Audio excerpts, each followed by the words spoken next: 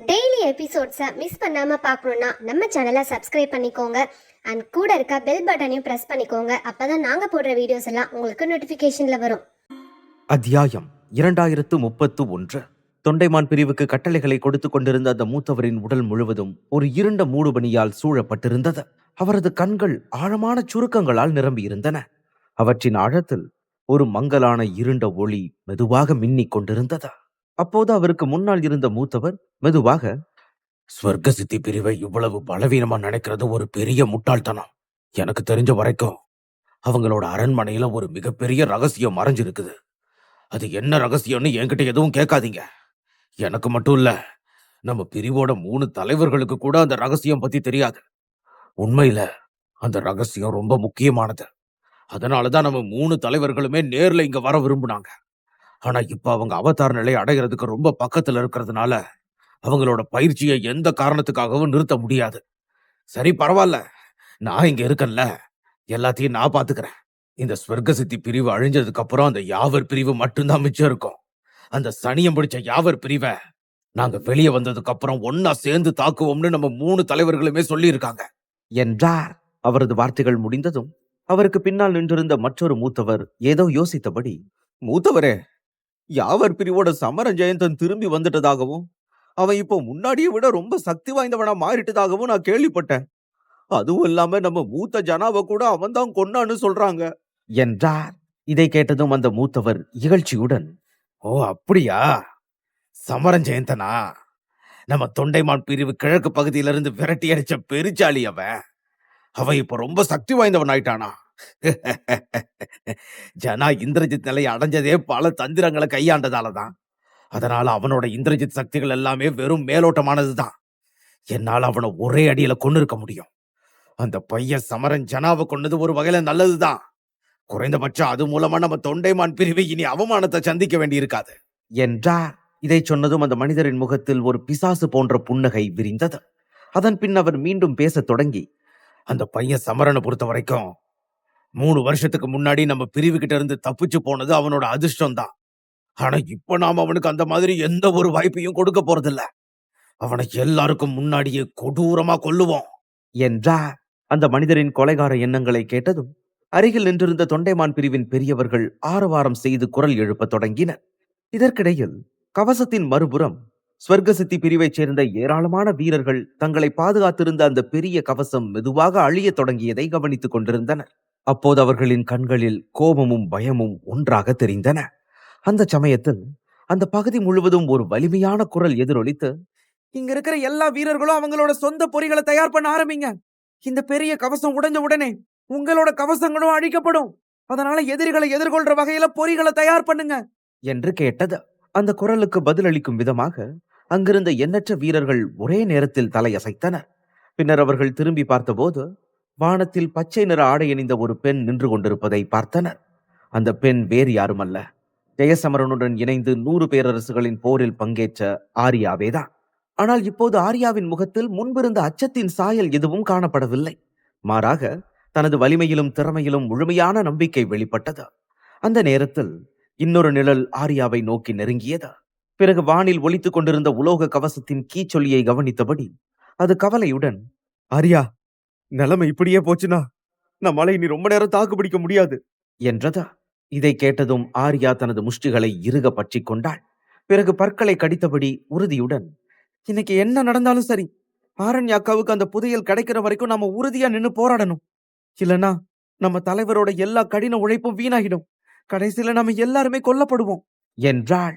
அவள் இதை சொன்னதும் அருகில் நின்றிருந்த மற்றொரு வீரன் அரண்மனையை நோக்கி திரும்பி கவலையுடன், "ஆனா ஆரண்யாக்காவுக்கு அந்த புதையல் கிடைச்சாலும் கூட நாம ஜெயிக்கிறதுக்கான வாய்ப்புகள் எவ்வளவு இருக்குது? உண்மையை சொன்னா நம்ம தலைவரும் மத்த மூத்த வீரர்களும் கூட அந்த தொண்டைமான் பிரிவு கிட்ட தோத்துட்டாங்களே" என்றான். ஆனால் ஆர்யாவின் முகத்தில் எந்த சந்தேகமும் இல்லை. அவள் உறுதியான குரலில், "இந்த போரோட முடிவு என்னவா இருக்கும்னு நமக்கு தெரியாது. ஆனா ஒண்ணு மட்டும் நிச்சயம், நம்ம ஸ்வர்க்க சித்தி படைப்பிரிவோட ஒவ்வொரு வீரனும் அவனோட கடைசி மூச்சு இருக்கிற வரைக்கும் போராடுவான். இந்த பிரிவை பாதுகாக்கிறதுக்காக அவன் கடைசி வரைக்கும் உறுதியா நிப்பான்" என்றாள். இதற்கிடையில் அந்த வீரன் மூதாதையாகி சென்று எஞ்சியிருந்த மற்ற வீரர்களை ஒருங்கிணைக்க தொடங்கினான். அதே நேரத்தில் ஆர்யாவின் பார்வை தன்னை சுற்றி பரவியிருந்த பேரழிவின் காட்சிகளின் மீது மெதுவாக விழுந்தது. அந்த காட்சியை பார்த்தவுடன் அவள் ஒரு பெருமூச்சு விட்டாள். அப்போது அவளது கண்களில் ஆழமான சோர்வு தெளிவாக தெரிந்தது.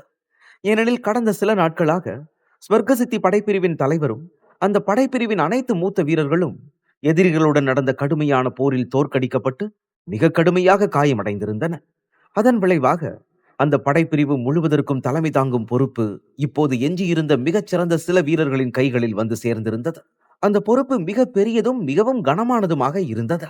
அதை சுமந்து கொண்டிருந்த ஆர்யா மிகுந்த சோர்வுக்கு ஆளாகி இருந்தாள். எனினும் சில கணங்கள் கழித்து அந்த சோர்வான எண்ணங்களை மனதிலிருந்து விலக்க முயன்றவள் மெதுவாக பெருமூச்சு விட்டாள். பின்னர் தன்னுள்ளே உறுதியை திரட்டி கொண்டபடி மெதுவாக, சமரணனும் கூட அந்த 100 பேரரசுகளோட போர்ல கடைசி மூச்சு வரைக்கும் போராடினாரு. தேவைப்பட்டா இன்னைக்கு நானும் அதையே பண்ணுவேன். சமரணன்னா, இப்ப எனக்கு எதை பத்தியும் பயம் இல்ல. அதனால எதுக்கும் பயப்படாம நான் இந்த ஸ்வர்கசித்தி படைப்பிரிவை என்னோட கடைசி மூச்சு வரைக்கும் பாதுகாப்பேன் என்றாள்.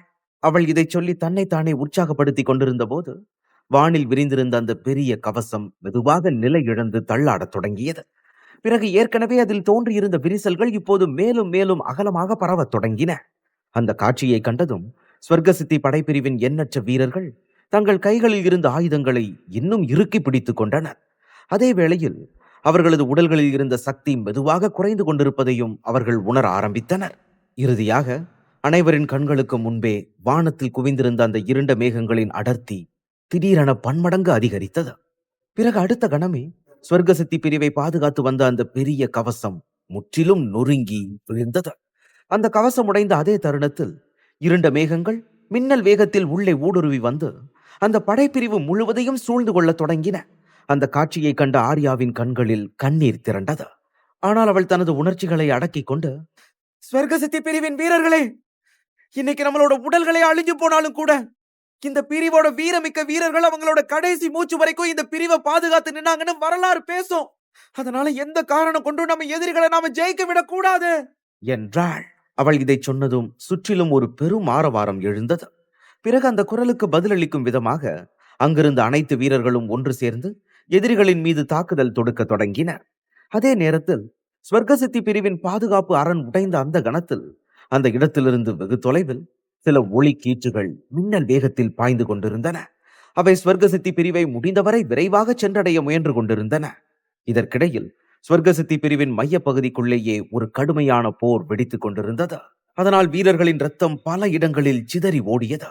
அந்த இருண்ட மேகங்களிலிருந்து எண்ணற்ற எதிரி வீரர்கள் கீழிறங்கி வந்து தொடர்ந்து தாக்குதல் நடத்தி கொண்டே இருந்தனர். ஆர்யா தன் கையில் வாளை ஏந்தி எதிரிகளை எதிர்கொண்டபடியே போராடி கொண்டிருந்தாள். அப்போது அந்த பகுதி முழுவதும் ஆயுதங்கள் மோதும் சத்தங்களாலும் போரின் முழக்கங்களாலும் நிரம்பி இருந்தது.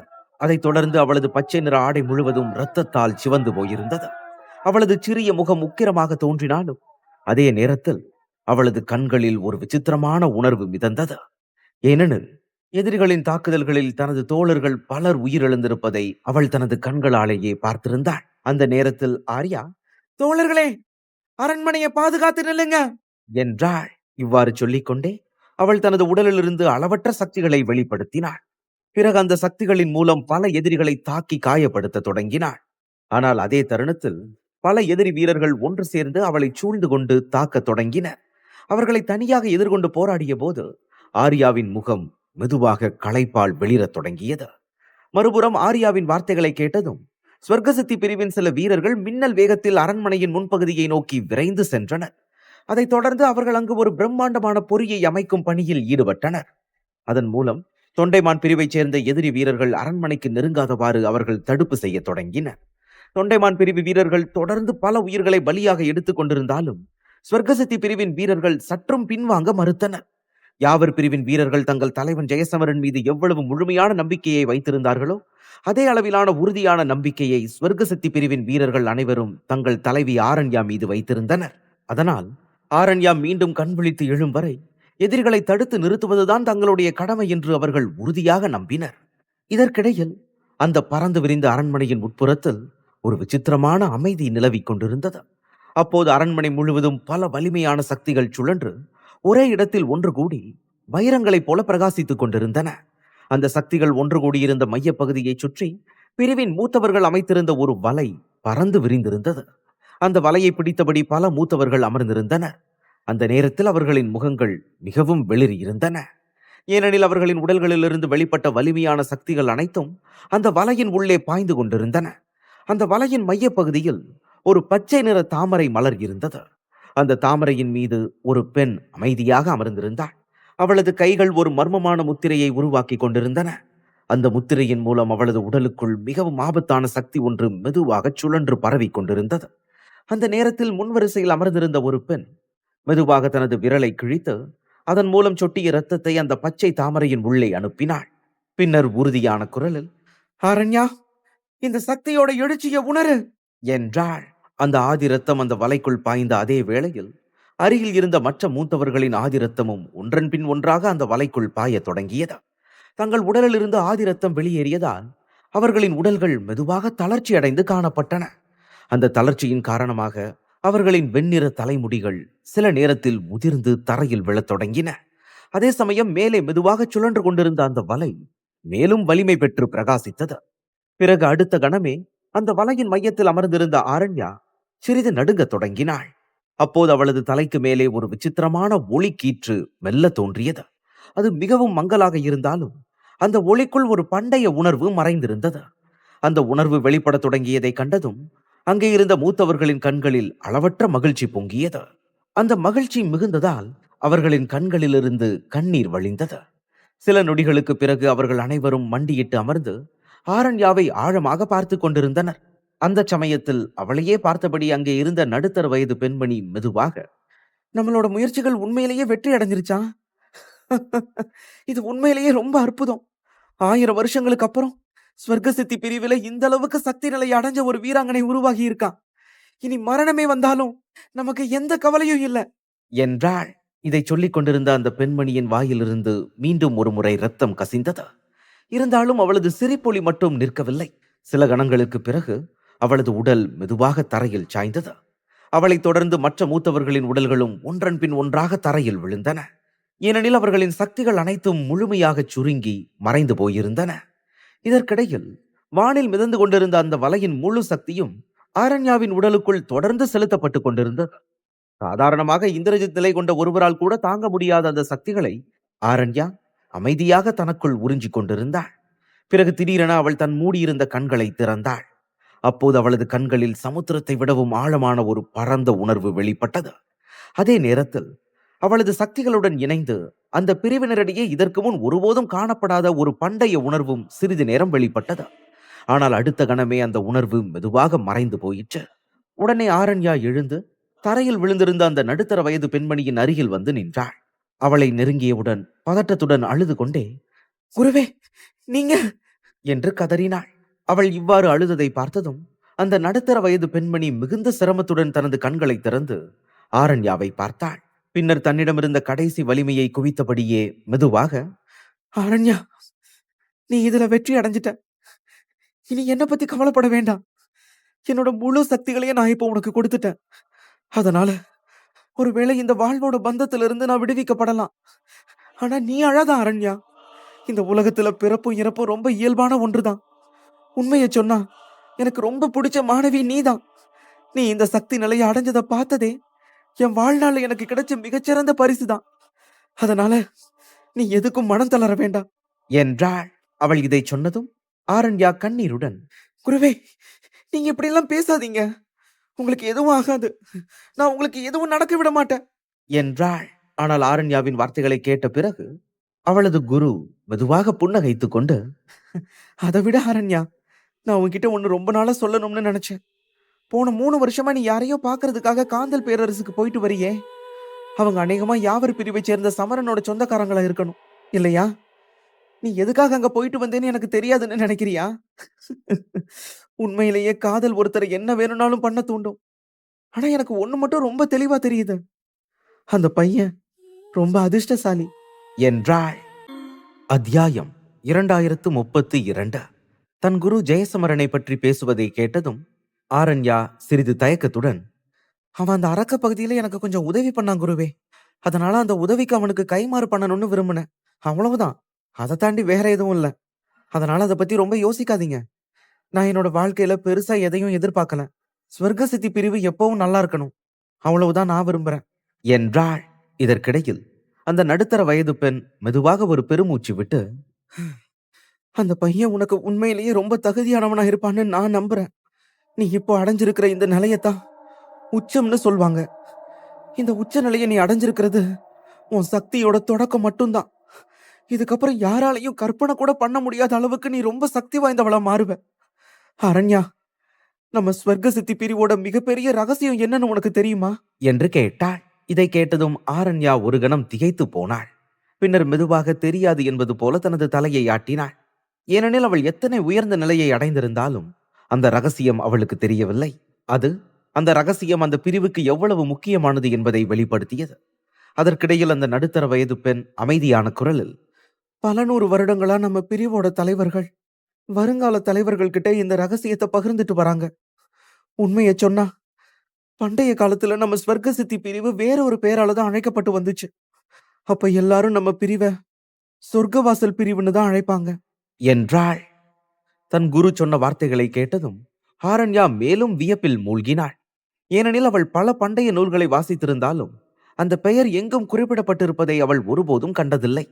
இதனை கவனித்த அவள் குரு, அரண்யா, உண்மை என்னன்னா, இந்த ஸ்வர்க்க சித்தி பிரிவுங்கிறது அந்த சொர்க்கவாசல் பிரிவோட வாரிசுன்னு சொல்லிக்கிற தகுதியை முழுசா பெறல. ஆனா இன்னைக்கு நீ எட்டி இருக்கிற இந்த உச்சநிலை காரணமா அந்த பிரிவோட ஒரு அங்கமா திகழும் தகுதி உனக்கு கிடைச்சிருக்கலாம்னு நான் நினைக்கிறேன். இருந்தாலும் அந்த பிரிவோட ஒரு பகுதியா நீ மாற இன்னும் ரொம்ப தூரம் பயணிக்க வேண்டி இருக்குது. ஏன்னா பண்டைய காலத்திலிருந்து இப்போ வரைக்கும் நம்ம மூதாதையர்கள்ல ஒரே ஒருத்தரால மட்டும்தான் அந்த சொர்க்கவாசல் பிரிவோட ஒரு அங்கமா மாற முடிஞ்சது. அந்த மாவீரர் வேற யாரும் இல்ல, ஒரு காலத்துல இந்த உலகத்திலேயே ரொம்ப வலிமை மிக்க போர் வீரரா போற்றப்பட்ட குறியீடுகளின் மூதாதையர் தான் என்றாள். அந்த வார்த்தைகள் ஆரண்யாவின் மனதை அதிர்ச்சியில் ஆழ்த்தின. ஏனெனில் குறியீடுகளின் மூதாதையரை பற்றி அவளுக்கு சில தகவல்கள் ஏற்கனவே தெரிந்திருந்தன. அது அவளது முகத்தில் தெளிவாக பிரதிபலித்தது. அப்போது அவள் குரு மேலும், உண்மையில சொர்க்கவாசல் பிரிவு குறியீடுகளின் மூதாதையராலும் உருவாக்கப்படல. ஆனா அந்த பேரு அவர்கிட்ட இருந்து தான் வந்துச்சு. இப்போ வரைக்கும் அந்த சொர்க்கவாசல்ங்கிறது உண்மையில ஒரு பிரிவா, இல்ல அதுக்கு பின்னாடி இன்னும் ஆழமான ரகசியம் இருக்குதாங்கிறத பத்தி எங்களுக்கே எதுவும் தெரியல. குறியீடுகளின் மூதாதையர் மட்டும்தான் சொர்க்கவாசல் பிரிவோட ஒரே ஒரு போர் வீரன். 8 மகா ஞானிகள்னு அழைக்கப்பட்ட அவரோட 8 சிறந்த சீடர்கள்ல பனிராணிய மட்டும் சொர்க்கவாசல் பிரிவோட பாதி போர் வீரரா கருதலாம். மத்த 7 மகா ஞானிகள்ல ஒருத்தர் கூட சொர்க்கவாசல் பிரிவோட ஒரு பகுதியா மாற தகுதி பெறல. ஆனா சொர்க்கவாசலுக்கு உண்மையான அர்த்தம் என்னன்னு அவங்களுக்கு கூட தெரிஞ்சிருக்காதுன்னு தான் நான் நினைக்கிறேன். சொர்க்கவாசல் பத்தின இந்த மர்மம் ஒருவேளை இந்த உலகத்திலேயே மிகப்பெரிய மர்மமா இருக்கலாம். அதனால இன்னையிலிருந்து ஒரு வகையில நீயும் குறியீடுகளின் மூதாதையரோட ஒரு சீடரா, அதாவது அவரோட 9வது சீடரா கருதப்படலாம்னு நான் நினைக்கிறேன் என்றாள். இந்த விளக்கங்கள் அனைத்தும் மிகவும் மர்மமானவையாக இருந்ததால் அவற்றை முழுமையாக புரிந்து கொள்ள ஆரண்யாவால் முடியவில்லை. அதனால் அவளது முகம் வியப்பில் உறைந்தது. எது எப்படியாயினும் தன் உடலில் இருக்கும் அந்த குறியீடு ஒரு மூதாதையருடன் தொலைதூர தொடர்பை கொண்டிருக்கும் என்ற எண்ணமே அவளுக்கு நம்ப முடியாததாக இருந்தது. அந்த நேரத்தில் அவள் குரு திடீரென ரத்தம் கக்கத் தொடங்கினாள். பிறகு அவளது உயிர் மெல்ல பிரியும் தருவாயை எட்டியது. இருப்பினும் இறப்பதற்கு முன் அவள் ஆரண்யாவின் கையை பிடித்துக் கொண்டாள். பின்னர் மிகுந்த சிரமத்துடன், அழாத ஆரண்யா, அடுத்த 10,000 ஆண்டுகளுக்கு நம்ம ஸ்வர்க்க சித்தி பிரிவு சிதையாம இருக்குங்கிறத நீ உறுதி பண்ணுவேன்னு எனக்கு சத்தியம் பண்ணு. இந்த பிரிவோட முடிவை என் இறப்போட முடிஞ்சிடக்கூடாது என்றாள். இதை சொன்னவுடன் அவளது கண்களில் இருந்த உயிரின் ஒளி மெதுவாக மறைந்து போனது. அதை கண்ட ஆரண்யா தாங்க முடியாமல் கதறி அழத் தொடங்கினாள். அவளுடன் சேர்ந்து அங்கிருந்த பலத்த காயமடைந்த மூத்தவர்களும் துயரத்தில் அழுதனர். அப்போது அந்த மூத்தவர்களில் ஒருவர், அரண்யா, இது துக்கம் அனுசரிக்கிறதுக்கான நேரம் இல்ல. நம்ம ஸ்வர்க்க சக்தி பிரிவு இப்ப பெரும் ஆபத்தை எதிர்கொண்டு அழிவோட விளிம்புல இருக்குது. இந்த புனிதமான பிரிவை அழிவுல இருந்து நீதான் காப்பாத்தணும். அதுக்கு நீ நம்ம எதிரிகளை எதிர்த்து ரொம்ப கடுமையா போராடணும் மகளே என்றார். அந்த வார்த்தைகளை கேட்டதும் ஆரண்யா மெதுவாக தன் கன்னங்களில் வழிந்த கண்ணீரை துடைத்தாள். பின்னர் தன் குருவின் பூத உடலுக்கு மரியாதையுடன் தலை வணங்கினாள். அதற்கு பிறகு பற்களை இறுக கடித்தபடி உறுதியுடன், குருவே, நீங்க ஒன்னும் கவலைப்பட வேண்டாம். நம்ம ஸ்வர்க்க சித்தி பிரிவு ஒரு நாளும் அழியாது. என்னோட உயிரை கொடுத்தாவது நம்ம பிரிவை நான் காப்பாத்துவேன் என்றாள். அவள் இதைச் சொன்னவுடன் தனது கைகளை இறுக்கினாள். பிறகு அடுத்த கணமே அவளது உடல் ஒளியாக மாறி அரண்மனையிலிருந்து மின்னல் வேகத்தில் வெளியேறியது. கதவுகளை உடைத்துக் கொண்டு பாய்ந்த அந்த ஒளி மிக வேகமாக வெளியில் பரவி இறுதியில் போர்க்களத்தை அடைந்தது.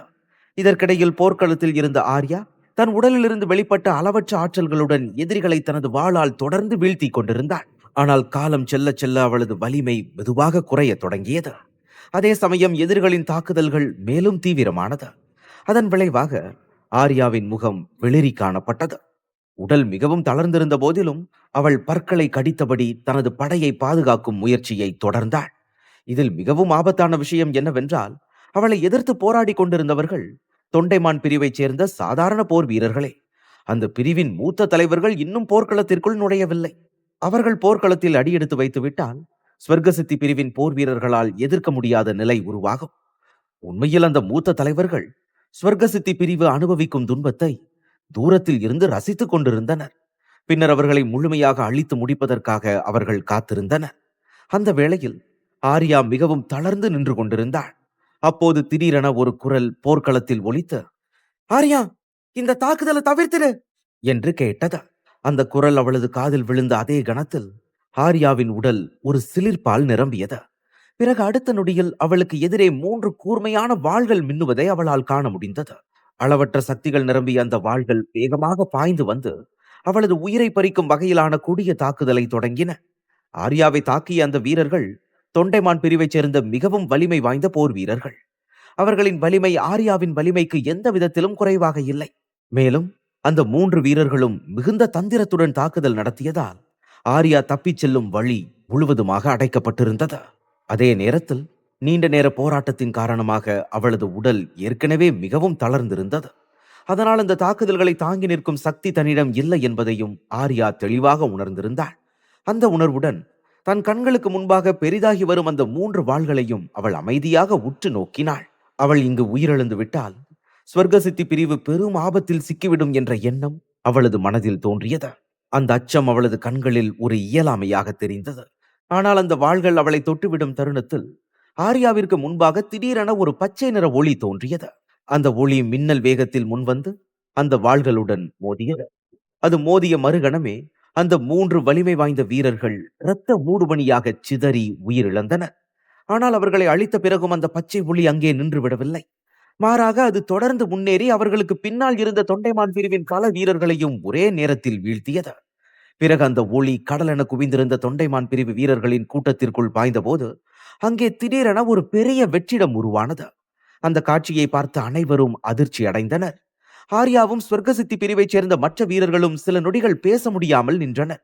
பின்னர் அந்த பச்சை ஒளி எங்கிருந்து வந்தது என்று அவர்கள் கவனித்த போது வெண்ணிற ஆடை அணிந்திருந்த ஒரு பெண்ணிடமிருந்தே அது வெளிப்படுவதை அவர்கள் கண்டனர். அந்த காட்சியை கண்டவுடன் ஸ்வர்கசித்தி வீரர்களின் முகங்களில் அளவற்ற மகிழ்ச்சி பரவியது. அந்த பெண் தனது வாளை ஏந்தியவாறு அமைதியாக முன்னே வந்து கொண்டிருந்தாள். அவளை பார்த்த உடனே எண்ணற்ற வீரர்கள் மகிழ்ச்சியுடன் என்று முழக்கமிட்டனர். அந்த சத்தம் போர்க்களம் முழுவதும் ஒலித்தது. அதற்குள் ஆரண்யா வந்து ஆர்யாவின் அருகில் நின்று விட்டாள். அப்போது அவளது கண்களில் மின்னிய மரணத்தின் பளபளப்பை ஆர்யாவால் தெளிவாக காண முடிந்தது. அதே சமயம் ஆர்யாவின் முகத்தில் தெரிந்திருந்த கடும் சோர்வை கவனித்த ஆரண்யா மெதுவாக, ஆர்யா, இவங்களை எதிர்த்து போராட நீ எவ்வளவு கஷ்டப்பட்டேன்னு எனக்கு தெரியும். ஆனா நீ இனி கவலைப்பட வேண்டாம். இப்போ உன் அக்கா இங்க வந்துட்டேன் என்றாள். இதை சொன்ன பிறகு அவள் தனது பார்வையை போர்க்களத்தில் கிடந்த ஸ்வர்கசக்தி பிரிவின் காயமடைந்த வீரர்களை நோக்கி திருப்பினாள். அவர்களின் மோசமான நிலையை பார்த்ததும் அவளது வாளின் மீதிருந்த பிடி மேலும் இறுகியது. அதே நேரத்தில் அவளது கண்களில் இருந்த கொடிய தீர்மானமும் அதிகரித்தது. ஆரண்யாவின் வார்த்தைகளை கேட்ட ஆர்யா மெதுவாக, ஆரண்யாக்கா, இந்த பிரிவை பாதுகாக்கிற பொறுப்பு நம்ம எல்லாருக்கும் இருக்குது என்றாள். பின்னர் அவள் தனது தலையை உயர்த்தி வானத்தை நோக்கி பார்த்தாள். அப்போது வானம் முழுவதும் இருண்ட மேகங்களால் மூடப்பட்டிருப்பதை அவள் கவனித்தாள். அந்த இருண்ட மேகங்களிலிருந்து தொண்டைமான் பிரிவைச் சேர்ந்த பல வீரர்கள் மெதுவாக கீழ் இறங்கிக் கொண்டிருந்தனர். அதே சமயம் அந்த மேகங்களின் அருகில் சில மூத்தவர்கள் அமைதியாக நின்று கொண்டிருப்பதையும் ஆரண்யா கவனித்தாள். அப்போது அவர்களது உடலிலிருந்து வெளிப்பட்ட சக்திகள் மிகவும் ஆபத்தானவையாக இருந்தன. உண்மையில் ஸ்வர்கசித்தி பிரிவிற்கு மிகப்பெரிய ஆபத்து எதனால் உருவாகும் என்றால் அது தொண்டைமான் பிரிவின் அந்த மூத்தவர்களால் தான். அந்த நேரத்தில் அந்த மூத்தவர்களில் ஒருவர் ஆரண்யாவை பார்த்து சிரித்தபடியே, சரி, பரவாயில்ல. குறைந்தபட்சம் ஒரு திறமையான வீராங்கனையாவது இந்த பிரிவுல இருக்கிறாளே. ஆ, இது என்ன? உங்க ஸ்வர்க்க சித்தி பிரிவோட தலைவிய எங்கேயும் காணோம். அட ஆமா, நான் மறந்தே போயிட்டேன். அவள நான் தான் ரொம்ப கொடூரமா காயப்படுத்தினேன். எனக்கு தெரிஞ்சு இந்நேரம் அவ செத்திருப்பா என்றார். அவர் இவ்வாறு பேசிக் கொண்டிருந்தபோது ஸ்வர்க்க சித்தி பிரிவின் எண்ணற்ற வீரர்கள் அந்த மூத்தவரை கடும் கோபத்துடன் உற்று பார்த்தனர். அந்த நேரத்தில் கண்களில் கொலைவெறியுடன் ஆரண்யா அந்த மூத்தவரை பார்த்து, அப்படின்னா எங்க தலைவி அவ்வளவு கடுமையா காயப்படுத்தினது நீதானா என்று கேட்டாள். அப்போது திடீரென்று ஆரண்யாவின் உடலிலிருந்து மிகவும் ஆபத்தான சக்திகள் வெளிப்படத் தொடங்கின. அந்த சக்திகளின் எழுச்சி அவள் இந்திரஜித் நிலையை அடைந்திருப்பதை தெளிவாக உணர்த்தியது. அது மட்டுமல்லாமல் அந்த இந்திரஜித் நிலை சக்திகளுக்குள் ஒரு தனித்துவமான வீரியமும் கலந்திருந்தது. அது அவதார் நிலைக்கு நெருக்கமாக இருக்கும் போர் வீரர்களிடம் மட்டுமே காணப்படும் வலிமையை போன்றதாக இருந்தது. இந்த மாற்றத்தை கவனித்த தொண்டைமான் பிரிவின் மூத்தவர் சில நொடிகள் திகைத்தபடி அவளை பார்த்தாள். பின்னர் முகத்தில் இருந்த சிரிப்பை மறைத்து, என்ன இது?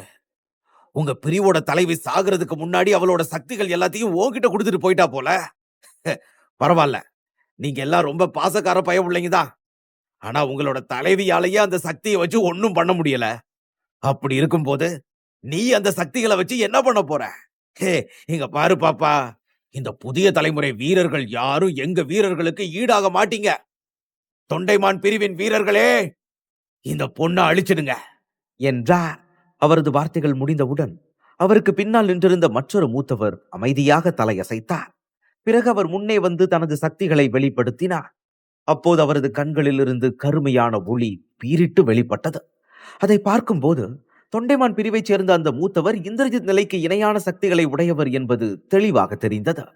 மேலும் வலிமையை பொறுத்தவரை ஜெயசமரன் கொன்ற ஜனாவை விட அவர் இன்னும் சக்தி வாய்ந்தவராக இருந்தார்.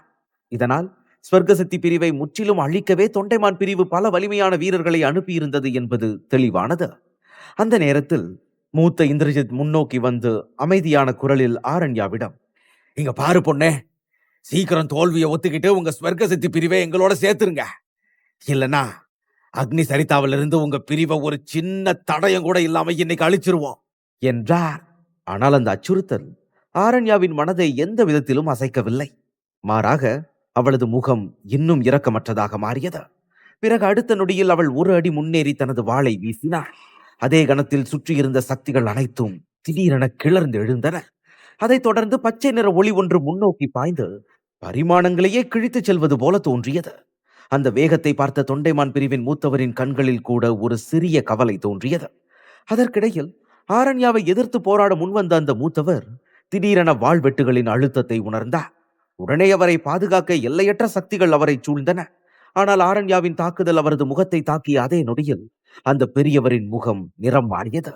அப்போது அவரது சொந்த சக்திகளே உடைந்து சிதறி இறுதியில் ஒரு பெரிய வெடிப்பாக மாறுவதை அவர் உணர்ந்தார். பிறகு அடுத்த நொடியில் அந்த வெடிப்பு நிகழ்ந்தது. அந்த தாக்கத்தில் அந்த பெரியவரின் உடல் வெடித்து இரத்த மூடுபனியாக சிதறி மறைந்தது. இந்த காட்சிக்கு பிறகு சில நொடிகள் போர்க்களம் முழுவதும் விசித்திரமான அமைதி நிலவியது. ஏனெனில் ஒரே ஒரு தாக்குதலால் ஆரண்யா ஒரு இந்திரஜித்தையே அழித்து விடுவாள் என்று யாரும் நினைத்து கூட பார்த்ததில்லை. அந்த அமைதியின் நடுவில் உயிர் இழந்த மூத்தவரின் ஆன்மா கோபத்தில், ஏய் பொண்ணே, இதுக்கப்புறம் நான் உன்னை விட மாட்டேன். உனக்கு எவ்வளவு தைரியம் இருந்தா என்னோட உடல் அழிப்ப என்றார். அதே நேரத்தில் தூரத்தில் நின்றிருந்த மற்றொரு மூத்தவர் இரக்கமற்ற முகத்துடன் அந்த ஆன்மாவிடம் கடுமையாக, நீ உண்மையிலேயே ஒரு பயனற்றவன்டா. போயும் போயும் ஒரு பொண்ணு கிட்ட தோத்து நம்ம பிரிவோட எல்லா மூத்தவங்களையும் அவமானப்படுத்திட்ட என்றார். அந்த வார்த்தைகளை முடித்ததும் அவர் ஒரு பயங்கரமான நோக்கத்துடன் ஆரண்யாவை முறைத்து பார்த்தார். ஆரண்யா முன்பு செய்த தாக்குதல் மிகவும் வலிமையானதாக இருந்தாலும் அந்த தாக்குதலுக்கு பிறகு அவளது முகத்தில் ஒரு சிறிய பலவீனம் தோன்றியிருப்பதை அவர் கவனித்து, ஸ்வர்க்க சக்தி பிரிவோட வரலாற்றிலேயே நீதான் அநேகமா ரொம்ப திறமை வாய்ந்த போர் வீரங்கிறத நான் ஒத்துக்கிறேன். உண்மைய சொன்னா உன்னோட தலைவி கூட உன் அளவுக்கு சக்தி வாய்ந்தவ இல்ல. ஆனா இந்த திறமைய மட்டும் வச்சு இன்னைக்கு உங்களோட இந்த ஸ்வர்க்க சக்தி பிரிவை உன்னால காப்பாத்திர முடியும்னு நீ நினைக்கிறியா? தொண்டைமான் பிரிவோட போர் வீரர்களே, எல்லாரும் நான் சொல்றத கவனிங்க. இன்னைக்கு இந்த இடத்துல ரத்த ஆறுகள் ஓடணும். ஸ்வர்க்க சக்தி பிரிவோட கடைசி வீரம் வரைக்கும் ரொம்ப கொடூரமா சாகணும். அத கேட்டு இந்த அக்னி சரிதா முழுவதும் நடுங்கணும் என்றார். அத்தியாயம் 2033. தொண்டைமான் பிரிவின் மூத்தவர் அவரது உத்தரவை வீரர்களுக்கு வழங்கியவுடன் அனைத்து போர் வீரர்களும் அதை அமைதியாக ஏற்றுக்கொண்டனர். அதன் பிறகு கொடிய நோக்கத்துடன் அவர்கள் தங்கள் எதிரிகளுக்கு மிக மோசமான மரணத்தை ஏற்படுத்த தயாரானார்கள். அந்த காட்சியை பார்த்த ஆர்யா பற்களை இறுக கடித்தாள். தொண்டைமான் பிரிவின் மிகவும் ஆபத்தான தாக்குதல் தொடங்கப் போகிறது என்பதை உணர்ந்த அவள் ஸ்வர்கசித்தி பிரிவின் வீரர்களை அதற்கு தயாராக இருக்கச் செய்தாள். ஆனால் அந்த நேரத்தில் அனைவரின் முன்னிலும் ஆரண்யா முன்னே வந்து அமைதியான குரலில் ஆர்யாவிடம், ஆர்யா, எல்லாரையும் இங்க திரும்ப வர சொல்லு, நான் உங்க எல்லாரையும் பாதுகாக்கிறேன் என்றாள். அந்த வார்த்தைகளை கேட்டதும் ஆர்யாவின் மனதில் கவலை அதிகரித்தது. ஏனெனில் ஒரு கணம் முன்பு ஆரண்யா மிகப்பெரிய சக்திகளை வெளிப்படுத்தி இருந்தாலும் தொண்டைமான் பிரிவில் இன்னும் பல வலிமையான மூத்தவர்கள் இருந்தனர். மேலும் அவர்களிலேயே மிகவும் சக்தி வாய்ந்தவரான தொண்டைமான் பிரிவின் பெரிய மூத்தவர் இன்னும் போரில் இறங்கவில்லை. அப்படி இருக்கையில் ஆரண்யா ஒருத்தி மட்டுமே இத்தனை எதிரிகளை எப்படி எதிர்கொள்ள முடியும் என்ற சந்தேகம் அனைவரின் மனங்களிலும் எழுந்தது. இதை பற்றி யோசித்துக் கொண்டிருந்த ஸ்வர்கசித்தி பிரிவின் மீதமுள்ள வீரர்கள் பீதியுடன் ஆரண்யாவை பார்த்து, ஆரண்யா, எங்களுக்கு மரண பயம் இல்ல, அதனால நாங்களும் இங்கேயே இருந்து கடைசி மூச்சு வரைக்கும் போராடுவோம் என்றனர். அந்த வார்த்தைகளை கேட்டதும் ஆரண்யா தனது வாளை பிடித்திருந்த கையை இன்னும் இறுக்கி பிடித்தாள். பின்னர் உறுதியான குரலில், நீங்க எல்லாரும் இறந்தா உங்களோட சேர்ந்து ஸ்வர்கசித்தி பிரிவும் அழிஞ்சிரும். அதனால அமைதியா நீங்க எல்லாரும் என் பின்னாடி போங்க. இது என்னோட வேண்டுகோள் இல்ல, இது என்னோட கட்டளை. ஸ்வர்கசித்தி பிரிவோட புதிய தலைவரா இந்த உத்தரவை பிறப்பிக்க எனக்கு எல்லா உரிமையும் இருக்கு. இந்த உத்தரவை யாரு மீறினாலும் அவங்க இந்த பிரிவில இருந்து நிரந்தரமா வெளியேற்றப்படுவீங்க என்றாள். இந்த வார்த்தைகள் போர்க்களத்தில் இருந்த அனைவரின் மனதையும் கனமாக மாற்றின. உடனே ஸ்வர்கசித்தி பிரிவின் எண்ணற்ற வீரர்களின் கண்களில் கண்ணீர் பெருகியது. அதோடு அவர்கள் மெதுவாக மண்டியிட்டு வணங்கி பின்னர் மனவலியுடன் பின்வாங்க தொடங்கினர். அந்த நேரத்தில் உணர்ச்சி நிறைந்த குரலில் ஆரண்யா மீண்டும், என்னோட மரணம் வீணாக கூடாதுன்னா நான் சொல்றத கேளுங்க. ஆரண்யா இன்னைக்கு இறந்தாலும் இந்த ஸ்வர்கசித்தி பிரிவு அழியக்கூடாது என்றாள். இதை சொன்ன பிறகு அவள் தனது பார்வையை நேராக முன்னோக்கி திருப்பினாள். அங்கே தொண்டைமான் பிரிவின் போர் வீரர்களின் பெரும் அலை வேகமாக நெருங்கி வந்து கொண்டிருந்தது. அந்த அளவில்லா கூட்டத்தின் முன் தனியாக நின்றிருந்த ஆரண்யா அவர்களை எதிர்கொள்ள தயாராக இருந்தாள். அந்த காட்சி மிகவும் ஆபத்தானதாகவும் அதே நேரத்தில் அசாதாரணமாகவும் தோன்றியது. அப்போது வானத்தில் நின்றிருந்த மூத்தவர் இந்த காட்சியை பார்த்து ஒரு அரக்கச் சிரிப்புடன், இந்த பொண்ணுக்கு தைரியம் அதிகம்னு நான் ஒத்துக்கிறேன். எது எப்படியோ நண்பர்களே, இவளை மட்டும் இல்லாம ஸ்வர்கசித்தி பிரிவை சேர்ந்த ஒவ்வொரு வீரனையும் மொத்தமா அழிச்சிருங்க என்றார். அந்த கட்டளையை கேட்டதும் அங்கிருந்த தொண்டைமான் பிரிவின் வீரர்கள் அனைவரும் ஒரே நேரத்தில் முன்னேறத் தொடங்கினர். அதோடு அவர்கள் ஸ்வர்கசித்தி பிரிவின் வீரர்களை முற்றிலும் அழிக்க தீர்மானித்திருந்தனர். ஆனால் அந்த கொடூரமான காட்சியை கண்டபோதும் ஆரண்யாவின் முகத்தில் பீதியின் எந்த அடையாளமும் தோன்றவில்லை. அவளது அழகான கண்கள் முன்னேறும் எதிரிகளை எந்த உணர்ச்சியும் இல்லாமல் பார்த்து கொண்டிருந்தன. அவள் அசையாமல் நின்றிருந்ததை பார்த்த ஸ்வர்கசித்தி பிரிவின் மற்ற வீரர்கள் மேலும் பதட்டமடைந்தனர். அதே நேரத்தில் ஆரண்யா தன் உடலிலிருந்து மகத்தான சக்திகளை எழுப்பினாள். அந்த சக்திகள் எண்ணற்ற பச்சை நிற வாள்களாக மாறின. பிறகு அடுத்த கணத்தில் அவள், பச்சை தாமரை வாள்களின் தாக்குதல் என்றாள். அந்த வார்த்தைகளுடன் அந்த வாள்கள் அனைத்தும் மின்னல் வேகத்தில் முன்னோக்கி பாய்ந்து தொண்டைமான் பிரிவின் வீரர்களின் அலையுடன் மோதின. அந்த தாக்குதல் மிக வலிமையானதாக இருந்ததால் பல வீரர்கள் உடனே உயிரிழந்தனர். மற்றவர்கள் கடும் அலறல்களுடன் தரையில் விழுந்தனர். அந்த ஒரே தாக்குதலால் ஆரண்யா அந்த பெரிய அலையின் முன்னேற்றத்தை மெதுவாக்க முடிந்தது. இதற்கிடையில் வானத்தில் இருந்த தொண்டைமான் பிரிவின் மூத்தவர் இந்த காட்சியை அமைதியாக கவனித்துக் கொண்டிருந்தார். அதே நேரத்தில் அவரது பல வீரர்கள் காயமடைந்திருந்ததையும் சிலர் உயிரிழந்ததையும் அவர் பார்த்தார். அந்த மரணங்கள் அவரது கண்களில் இருண்ட ஒளியை உருவாக்கின. இருந்தாலும் அவர் எந்த வருத்தத்தையும் வெளிப்படுத்தவில்லை. ஏனெனில் தொண்டைமான் பிரிவு இப்போது முற்றிலும் மாறியிருந்தது. பிறகு சில நொடிகள் கழித்து அவர் அருகில் நின்றிருந்த 3 மூத்தவர்களிடம், நீங்க 3 பேரும் போய் அவளை தடுத்து நிறுத்துங்க. ஆனா ரொம்ப கவனமா இருங்க, ஏன்னா அவளோட தாக்குதல்கள் ரொம்ப அசாதாரணமானது. நீங்களும் மத்தவங்க மாதிரி ஒன்னத்துக்கு உதவாதவங்களா இருக்காதீங்க என்றார். அந்த உத்தரவை கேட்டதும் தொண்டைமான் பிரிவின் அந்த 3 மூத்தவர்களும் பயங்கரமான நோக்கத்துடன் தங்கள் சக்திகளை வெளிப்படுத்தினர். அதன் பிறகு அவர்கள் வேகமாக முன்னேறி சில நொடிகளில் தொண்டைமான் பிரிவின் வீரர்களின் முன்பாக வந்து நின்றனர். பின்னர் ஒரே நேரத்தில் தாக்குதலை தொடங்கினர். அப்போது அவர்களின் கண்களில் இருண்ட ஒளி தெளிவாக மின்னியது. அதே நேரத்தில் அவர்களது உடலிலிருந்து வெளிப்பட்ட சக்திகள் வானம் முழுவதும் பரவி ஆரண்யாவின் வாள்களின் தாக்குதல்களை தடுத்து நிறுத்தும் எண்ணற்ற திரைச்சீலைகளாக மாறின. இதனால் அவர்கள் தொண்டைமான் பிரிவின் மற்ற வீரர்களை ஆரண்யாவின் ஆபத்தான தாக்குதலிலிருந்து பாதுகாக்க முடிந்தது. அதன் பிறகு அவர்கள் அனைவருக்கும் முன்னேறுமாறு சமிக்ஞை செய்தனர். இதை கண்டதும் தொண்டைமான் பிரிவின் வீரர்களின் கண்கள் கோபத்தில் சிவந்தன. அவர்கள் உடனே கூச்சலிட்டபடியே ஸ்வர்க்க சித்தி பிரிவையும் ஆரண்யாவையும் நோக்கி வேகமாக பாய்ந்தனர். அந்த காட்சியை பார்த்த ஆரண்யா கோபத்தில் பற்களை கடித்தாள். ஆனால் அவள் நகர முயன்ற அதே நேரத்தில் திடீரென பலத்த காற்று வீசும் சத்தம் கேட்டது. அந்த காற்றின் வேகத்துடன் தொண்டைமான் பிரிவின் அந்த 3 மூத்தவர்களும் அவளை சுற்றி வளைத்தனர். அதைத் தொடர்ந்து அவர்கள் அவளை நகர முடியாதபடி தடுத்தனர். அந்த தருணத்தில் ஆரண்யா கோபத்தால் கொதித்தாள். பின்னர் கண்களில் இரக்கமற்ற ஒளியுடன் அவர்கள் மூவரையும் பார்த்து, உங்க யாரையும் நான் உயிரோட விட மாட்டேன் என்றாள். அதை கேட்டதும் ஆரண்யாவை சுற்றி நின்றிருந்த அந்த 3 மூத்தவர்களும் ஒருவரை ஒருவர் பார்த்து சிரித்துக் கொண்டனர். பின்னர் அவர்கள் கேலியுடன், உங்க ஸ்வர்க்க சித்தி பிரிவை சேர்ந்த பல மூத்தவர்களை நாங்க ஏற்கனவே தோற்கடிச்சிட்டோம். அதனால உன்ன மாதிரி ஒரு புதிய தலைமுறை பொண்ணால எங்களை என்ன பண்ண முடியும் என்று கேட்டனர். அந்த வார்த்தைகள் முடிந்ததும் அவர்கள் ஆரண்யாவுக்கு சிந்திக்க ஒரு கணமும் தரவில்லை. உடனே தங்கள் விரல்களிலிருந்து சக்திகளை வெளியிடத் தொடங்கின. சில நொடிகளில் அந்த சக்திகள் 3 பெரிய விரல்களின் வடிவத்தை எடுத்தன. பிறகு அவை ஆரண்யாவை நோக்கி வேகமாக முன்னேறின. அந்த 3 மாபெரும் விரல்கள் முழுமையாக உருவான தருணத்தில் தரையில் கூட பெரிய விரிசல்கள் தோன்றின. தன்னை நோக்கி வந்த அந்த ஆபத்தான தாக்குதலை ஆரண்யா அமைதியாக கவனித்தாள். அடுத்த நொடியில் அவள் தனது கைகளை ஒரு முத்திரை போல இணைத்தாள். உடனே அவளது உடலிலிருந்து ஒளிரும் பச்சை ஒளி வெளிப்படத் தொடங்கியது. அந்த ஒளி அனைவரின் கண்முன்னே மெதுவாக விரிந்து ஒரு பெரிய பச்சை தாமரையின் வடிவத்தை எடுத்தது. அதே நேரத்தில் மின்னல் போல அந்த 3 மாபெரும் விரல்கள் பச்சை தாமரையுடன் மோதின. அந்த மோதல் ஒரு பெரிய வெடிப்பை உருவாக்கியது. அதிலிருந்து வெளிப்பட்ட சக்தி அலைகள் சுற்றி உள்ள இடங்களை அதிரச் செய்தன. ஆனால் அந்த பச்சை தாமரை அசையாமல் அங்கேயே நின்றது. பிறகு அடுத்த கணத்தில் அது வேகமாக சுழலத் தொடங்கியது. அது சுழன்ற போது சுற்றியிருந்த பரிமாணங்களே உடைந்து நொறுங்குவது போல தோன்றியது.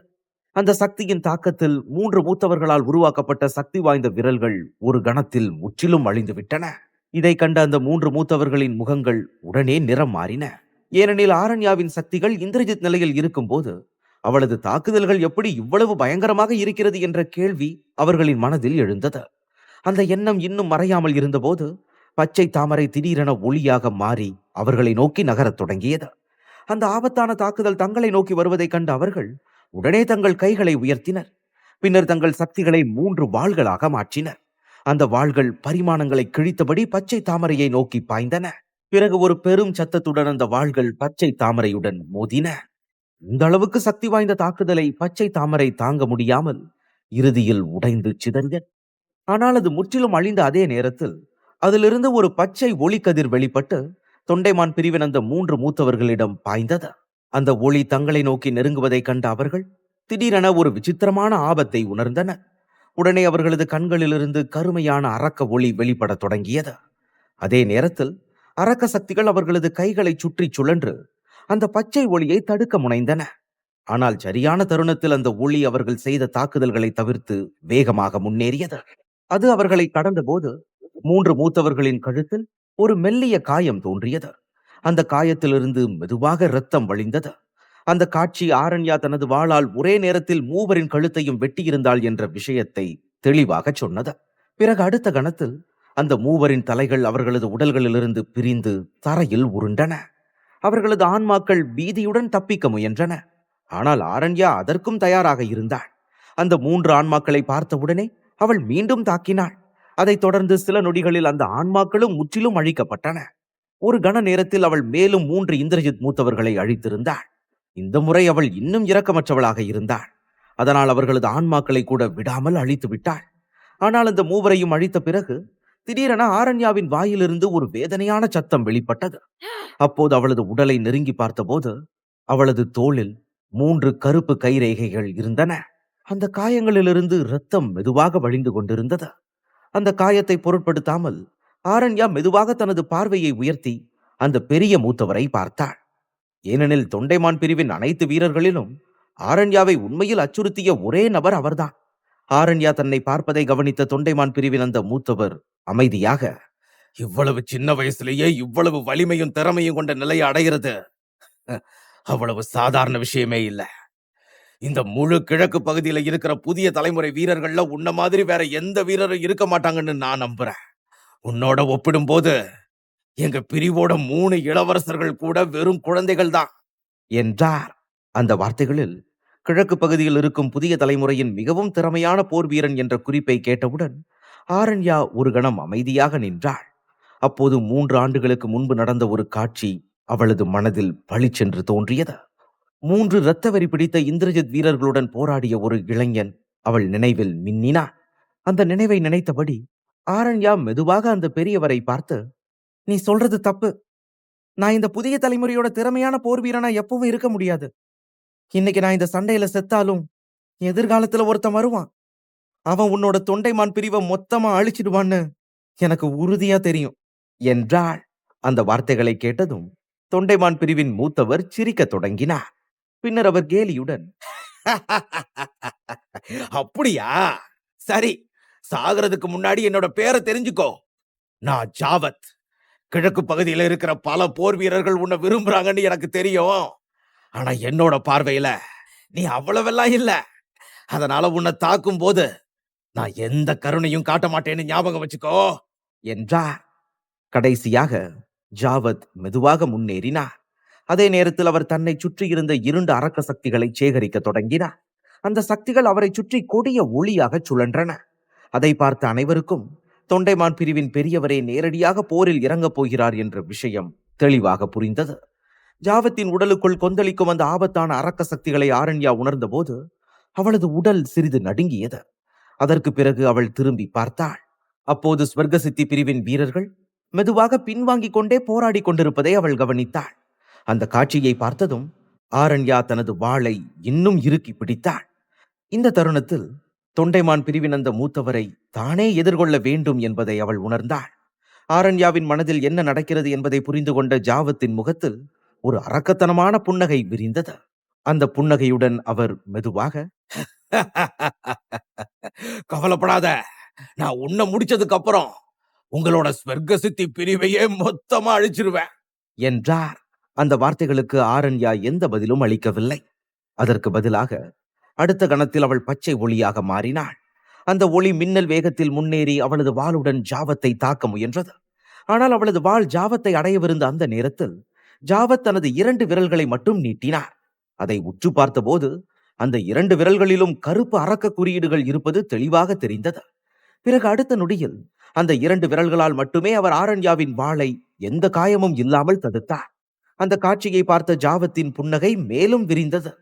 உடனே அவர் தனது கை முஷ்டியை இறுக்கி ஒரு சக்தி வாய்ந்த அரக்க சக்தியை வெளியிட்டார். அந்த ஆபத்தான சக்தியை ஆரண்யா உணர்ந்ததும் அவளும் பற்களை இறுக கடித்தாள். அதே நேரத்தில் அவளது உடலிலிருந்து ஒரு பிரகாசமான ஒளி வெடித்தது. பிறகு அடுத்த நொடியே அந்த 2 தாக்குதல்களும் ஒன்றோடு ஒன்று மோதின. அந்த மோதல் ஆரண்யாவின் சக்தியை பெரிதும் குறைத்தது. இருந்தாலும் சரியான தருணத்தில் அவள் தனது வாளை முன்னோக்கி சுழற்ற முடிந்தது. அதனால் ஜாவத்தின் விரல்களிலிருந்து இரத்தம் வழிந்தது.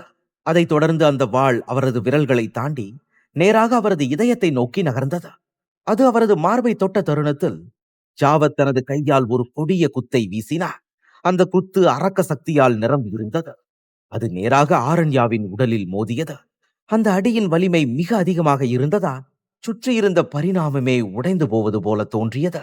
அந்த தாக்குதலை தாங்க முடியாமல் ஆரண்யா இரத்த வாந்தி எடுக்க தொடங்கினாள். அதோடு அவளால் முன்னோக்கி நகர முடியவில்லை.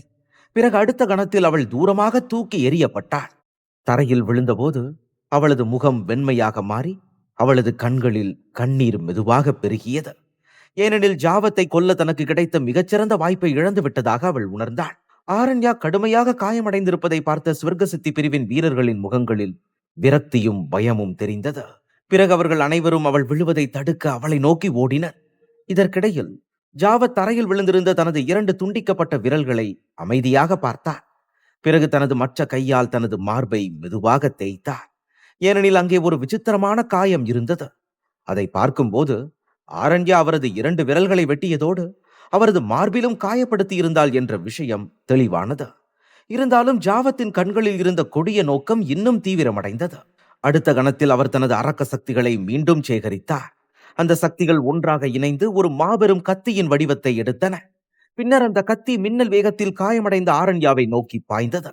அந்த தாக்குதல் தன்னை வேகமாக நெருங்குவதை ஆரண்யா பார்த்தாள். அந்த நேரத்தில் அவளது கண்களில் ஒரு விசித்திரமான உதவியற்ற தன்மை தோன்றியது.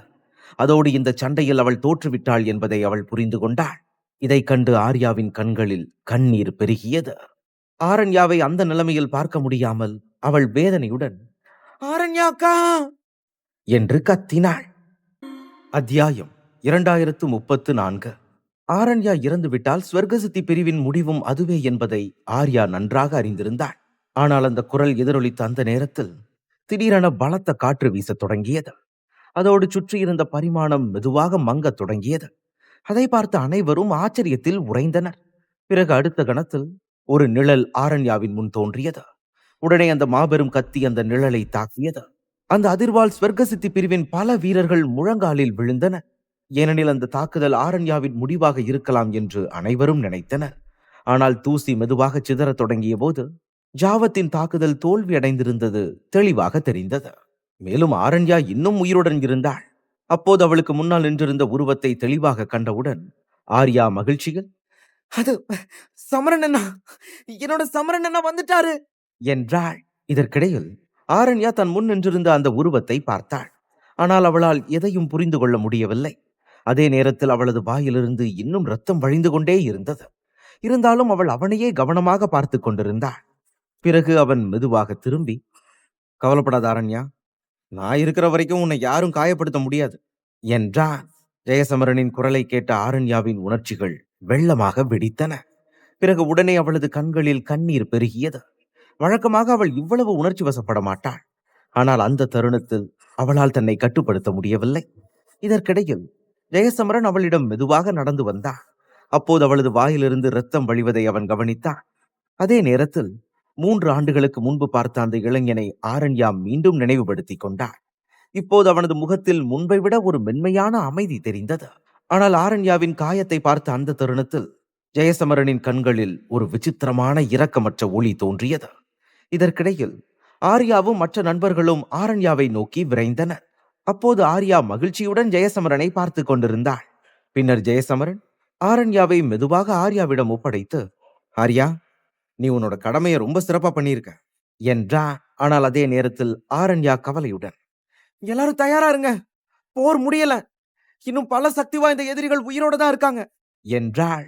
அந்த வார்த்தைகளை கேட்டதும் அனைவரும் தங்கள் சுயநினைவுக்கு திரும்பினர். அதோடு தொண்டைமான் படைப்பிரிவின் பல வீரர்கள் இன்னும் கொடிய நோக்கத்துடன் தங்களை நோக்கி நிற்பதை அவர்கள் கவனித்தனர். இப்போது ஆரண்யா கடுமையாக காயமடைந்திருந்ததால் ஸ்வர்கசித்தி படைப்பிரிவு ஒரு ஆபத்தான நிலைக்கு வந்திருந்தது. அந்த நேரத்தில் ஜெயசமரன் ஆரண்யாவை பார்த்து, நீங்க எல்லாரும் உங்க வேலையை சிறப்பா பண்ணிட்டீங்க, இனி எல்லாத்தையும் எங்க யாவர் பிரிவு கிட்ட விட்டுருங்க. ஆர்யா, நீயும் மத்தவங்களும் ஆரண்யாவை பாதுகாக்கிறதுல மட்டும் உங்களோட கவனத்தை செலுத்துங்க என்றான். அந்த வார்த்தைகளை கேட்டதும் அங்கிருந்த பலருக்கும் சிறிது நிம்மதி ஏற்பட்டது. ஆனால் அந்த நேரத்தில் ஆரண்யா உடனே எதுவும் பேசவில்லை. அவள் சில நொடிகள் அமைதியாக ஜெயசமரனை நோக்கி பார்த்தாள். பின்னர் மெதுவாக, யாவர் பிரிவைச் சேர்ந்த நண்பரே, என்னோட உயிரை காப்பாத்தினதுக்காக ஸ்வர்கசித்தி பிரிவு சார்பா நான் உனக்கு நன்றி சொல்லிக்கிறேன். ஆனா இந்த வீரர்களை உன்னால கையாள முடியலன்னா நீ உடனே இங்கிருந்து வெளியில போயிடு. எல்லாத்துக்கும் மேல எங்க ஸ்வர்கசித்தி பிரிவு தொண்டைமான் பிரிவை எதிர்த்து போராட தயாரா இருக்கு. அதனால வேற எந்த பிரிவோட வீரர்களும் எங்களால அவங்களோட உயிரை இழக்கிறத நாங்க விரும்பல என்றாள். அந்த வார்த்தைகளை கேட்டதும் ஆர்யா சிறிது வேடிக்கையாக நாக்கை நீட்டினாள். இருந்தாலும் அவள் எதையும் சொல்ல துணியவில்லை. எல்லாவற்றிற்கும் மேலாக ஆரண்யாவுடனான அவளது உறவு மிகவும் நெருக்கமானது. அதே சமயம் ஜெயசமரன் மற்றும் ஆரண்யாவின் உறவு மிகவும் விசித்திரமாக இருப்பதாக அவள் எப்போதும் நினைத்திருந்தாள். ஏனெனில் கடந்த 3 ஆண்டுகளாக ஜெயசமரன் கிழக்கு பகுதியை விட்டு வெளியேறியதிலிருந்து ஆரண்யா அடிக்கடி சிந்தனையில் மூழ்கியவளாக தெரிந்தாள். அவளை பார்த்தாலே அவள் யாரோ ஒருவரை பற்றி தொடர்ந்து நினைத்துக் கொண்டிருக்கிறாள் என்று ஆர்யாவால் உணர முடிந்தது. இந்த எல்லா நினைவுகளும் சேர்ந்து ஆரண்யாவை பற்றிய ஆர்யாவின் ஆர்வத்தை மேலும் அதிகப்படுத்தின. அதே நேரத்தில் கிழக்கு பகுதியில் இருந்த பல சக்தி வாய்ந்த மற்றும் திறமையான போர் வீரர்கள் ஆரண்யாவை அணுக முயன்றதை அவள் கவனித்திருந்தாள். ஆனால் அவர்களில் யாராலும் அவளுக்கு நெருக்கமாக வர முடியவில்லை.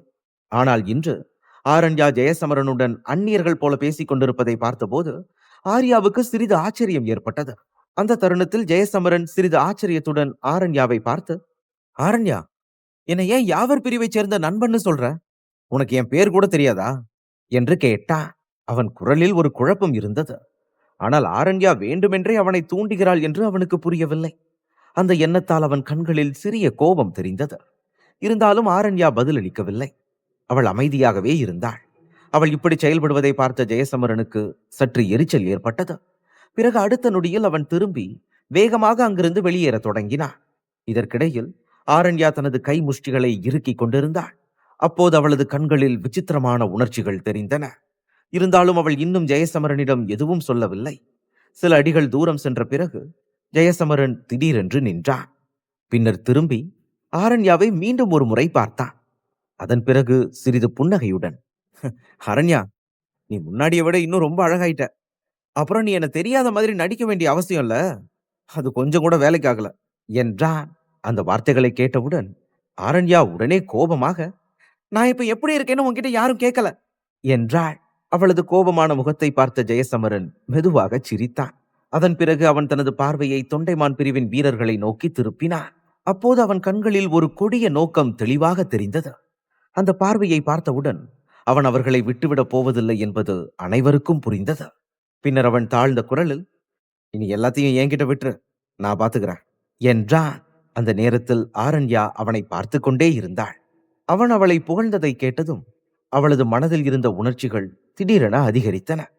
இருந்தாலும் அங்கிருந்த அனைவரின் முன்னிலையிலும் அவள் தன்னை கட்டுப்படுத்திக் கொண்டாள். ஏனெனில் ஜெயசமரனுடன் அவளுடைய உறவு எப்போதும் சிக்கலானதாகவே இருந்தது. எல்லாவற்றிற்கும் மேலாக ஆரண்யாவின் உறுதியான மனதை ஒருமுறை திசை திருப்பிய ஒரே மனிதன் ஜெயசமரன் தான். வழக்கமாக ஆரண்யா அதிகம் யோசிக்காமல் முடிவுகளை எடுப்பவள். ஆனால் ஜெயசமரன் அவளது வாழ்க்கையில் தோன்றிய பிறகு பல விஷயங்கள் மாறிவிட்டன. இந்த நினைவுகள் எல்லாம் அவளது மனதில் ஒரு கணம் மின்னின. இறுதியில் அவளது உணர்ச்சிகள் மெதுவாக வெளிப்பட்டன. பிறகு கண்களில் சிறிய கவலையுடன் அவள் மெதுவாக, ஜாக்கிரதையாரு சமரா என்றாள். அந்த நேரத்தில் ஸ்வர்கசித்தி பிரிவின் வீரர்களின் பீதியடைந்த முகங்களையும் தொண்டைமான் பிரிவின் வீரர்களின் ஏளனமான பார்வைகளையும் எதிர்கொண்டு ஜெயசமரன் மெதுவாக முன்னோக்கி நடந்தான். சில அடிகள் நடந்த பின் தரையில் இருந்த ஒரு பெரிய விரிசலின் அருகில் நின்றான். அங்கிருந்து அவன் நேராக ஜாவத்தை நோக்கி பார்த்தான். ஜாவத்தை பார்த்த அந்த தருணத்தில் ஜெயசமரனின் முகத்தில் ஒரு புன்னகை தோன்றியது. ஆனால் அந்த புன்னகையில் ஒரு கொடிய நோக்கம் மறைந்திருந்தது. மறுபுறம் ஜாவத் அவனை பார்த்தவுடன் கோபமாக, யாரா நீ? உனக்கு எவ்வளவு தைரியம் இருந்தா எங்க தொண்டைமான் பிரிவு விஷயத்துல தலையிடுவ என்று கேட்டார். அதற்கு ஜெயசமரன் அமைதியாக, வேற யாராவது இருந்திருந்தா நான் ஒரு தடவைக்கு 2 தடவை யோசிச்சிருப்பேன். ஆனா இங்க தொண்டைமான் பிரிவு சம்பந்தப்பட்டிருக்கு, அதனால நான் எப்படி விலகி இருக்க முடியும் என்று கேட்டான். அந்த பதிலை கேட்டவுடன் ஜாவத்தின் கண்கள் இரக்கமற்றதாக மாறின. அவன் மீண்டும் பதிலளிக்க போன அந்த நேரத்தில் திடீரென்று தொண்டைமான் பிரிவின் சில மூத்தவர்கள் அவர் அருகில் வந்து மெதுவாக, மூத்த ஜாவத், இந்த பையன் யாவர் பிரிவோட சமரன் ஜெயந்தன் மாதிரி தெரிகிறான் என்றார்கள். அந்த வார்த்தைகளை கேட்டதும் ஜாவத் சிறிது ஆச்சரியப்பட்டார். பின்னர் அவர் ஜெயசமரனை கவனமாக பார்த்து, ஓ, அதனாலதான் நீ யாருன்னு எனக்கு கொஞ்சம் ஆச்சரியமா இருந்துச்சு. 3 வருஷத்துக்கு முன்னாடி எங்க தொண்டைமான் பிரிவு இந்த கிழக்கு பகுதியிலிருந்து விரட்டி விட்ட அந்த சமரன் நீதானா? இப்ப என்னாச்சு உனக்கு? 3 வருஷம் எங்கேயோ ஓடி ஒளிஞ்சிருந்துட்டு இப்ப இங்க என்ன பண்ண வந்திருக்க என்று கேட்டார். அந்த கேள்வியை கேட்டவுடன் ஜெயசமரன், நான் என்ன பண்றது? நான் திரும்பி வந்து உங்க தொண்டைமான் பிரிவை முழுசா அழிப்பேன்னு சத்தியம் பண்ணிட்டுல போயிருந்தேன். ஆமா, உங்க 3 தலைவர்களும் என்ன ஆனானுங்க? அவனுங்க இன்னும் உயிரோட இருக்கானுங்களா இல்லையா என்று கேட்டான். அந்த வார்த்தைகளை கேட்டவுடன் தொண்டைமான் பிரிவைச் சேர்ந்த ஒரு மூத்தவர் கடும் கோபத்தில் அவரது உடலிலிருந்து பெரும் சக்திகளை வெளியிட்டார். அதனுடன் ஜெயசமரனை நோக்கி ஒரு சக்தி வாய்ந்த தாக்குதலையும் விடுத்தார். அந்த தாக்குதல் மிகவும் வலிமையானதாக இருந்தது. ஆனால் அந்த அளவுக்கு பயங்கரமான தாக்குதல் முன்னேறி கொண்டிருந்த போதிலும் ஜெயசமரன் அமைதியாகவே ஜாவத்தை பார்த்து கொண்டிருந்தார். இறுதியாக அந்த பெரியவரின் குத்து ஜெயசமரனை தாக்கப் போகும் தருணத்தில் ஜெயசமரன் மெதுவாக தனது கையை உயர்த்தினார். பிறகு மலையையே நொறுக்கும் வல்லமை கொண்ட அந்த குத்து ஜெயசமரனின் கையில் மோதியது. ஆனால் அனைவரும் எதிர்பார்த்தபடி எந்த ஆபத்தான சக்தி அலையும் அங்கே வெளிப்படவில்லை. அதற்கு பதிலாக அந்த சக்தி வாய்ந்த தாக்குதலையும் தாங்கியபடியே ஜெயசமரன் தனது இடத்தில் அசையாமல் நின்று கொண்டிருந்தான். அங்கு நடந்ததை பார்க்கும்போது அவன் அந்த குத்தை விழுங்கியது போல தோன்றியது. பிறகு அடுத்த கணத்தில் அவன் அந்த மூத்தவரின் கையை எளிதாக பிடித்திருந்தான். அந்த காட்சியை பார்த்ததும் தொண்டைமான் பிரிவைச் சேர்ந்த அந்த மூத்தவரின் முகம் உடனே நிறம் மாறியது. அதோடு அவரது இதயத்தில் பதட்டம் வேகமாக அதிகரித்தது. அவர் பயத்தில் பின்வாங்க முயன்ற அந்த தருணத்தில் ஜெயசமரன் திடீரென ஒரு தாக்குதலை விடுத்தார். அந்த தாக்குதல் பரிமாணங்களையே கிழித்தது போல முன்னேறி நேராக அந்த மூத்தவரின் தலையை தாக்கியது. தாக்குதலின் சக்தி மிக அதிகமாக இருந்ததால் அந்த மூத்தவரின் உடல் ஒரு கணத்தில் வீங்கி பின்னர் இரத்தம் நிறைந்த தர்பூசணி போல வெடித்து சிதறியது. அந்த வெடிப்பு காதுகளை கிழிக்கும் அளவுக்கு பயங்கரமாக இருந்தது. அதற்கு பிறகு அவரது ஆன்மா அலறியபடியே அங்கிருந்து தப்பிக்க முயன்றது. ஆனால் அடுத்த நொடியில் ஒரு கை முன்னேறி அந்த ஆன்மாவை உடனே பிடித்தது. பின்னர் அது தயங்காமல் நசுக்கப்பட்டு அழிக்கப்பட்டது. அதோடு சில நொடிகளிலேயே ஜெயசமரன் ஒரு இந்திரஜித் வீரனை மிகவும் எளிதாக கொன்றுவிட்டான். அந்த காட்சியை பார்த்த அனைவருக்கும் இரக்கமற்ற தன்மையில் ஜெயசமரன் ஆரண்யாவை விட இன்னும் கொடூரமானவன் என்ற விஷயம் தெளிவாக புரிந்தது. அந்த தருணத்தில் ஸ்வர்கசித்தி பிரிவின் வீரர்களை கூட ஆச்சரியத்தில் கண்களை பெரிதாக திறந்தன. அப்போது அவர்கள் ஜெயசமரனை ஒரு பேயை போலவே பார்த்தனர். பிரிவின் தலைவர் மற்றும் மூத்தவர்களின் புதையலை பெற்றதால் ஆரண்யா மிகவும் சக்தி வாய்ந்தவளாக மாறியிருந்தார். ஆனால் அந்த புதையல் இல்லாவிட்டாலும் கூட ஜெயசமரன் தனியாகவே மிகவும் ஆபத்தானவன் என்பதை அந்த காட்சி காட்டியது. அந்த நேரத்தில் ஆர்யா தாழ்ந்த குரலில் கண்களில் மகிழ்ச்சியுடன், "சமரன் அண்ணா ரொம்ப சக்தி வாய்ந்தவரா திரும்பி வந்திருக்காரு" என்றாள். அப்போது அவள் அருகில் நின்றிருந்த ஆரண்யாவின் கண்கள் உணர்ச்சியால் பிரகாசித்தன. அதே நேரத்தில் ஜெயசமரன் கிழக்கு பகுதியை விட்டு வெளியேறிய நாளில் அவன் கூறிய வார்த்தைகள் அவளது நினைவில் மீண்டும் தோன்றின. இன்று பல ஆண்டுகளுக்கு பிறகு அவன் அந்த வாக்குறுதியை நிறைவேற்ற வந்திருந்தான். ஆனால் இவ்வளவு சக்தி வாய்ந்தவனாக மாறுவதற்காக கடந்த 3 ஆண்டுகளில் ஜெயசமரன் எவ்வளவு கஷ்டங்களை சந்தித்திருப்பான் என்பதை ஆரண்யாவால் கற்பனை செய்ய முடிந்தது. அந்த எண்ணத்துடன் அவள் மெதுவாக ஒரு பெருமூச்சு விட்டாள். பின்னர் அவள் மனதில், "சமரா, நீ இங்கிருந்து போனதிலிருந்தே உன்னோட பலத்தை யாராலையும் வெல்ல முடியாதுன்னு நான் உறுதியா நம்பினேன்.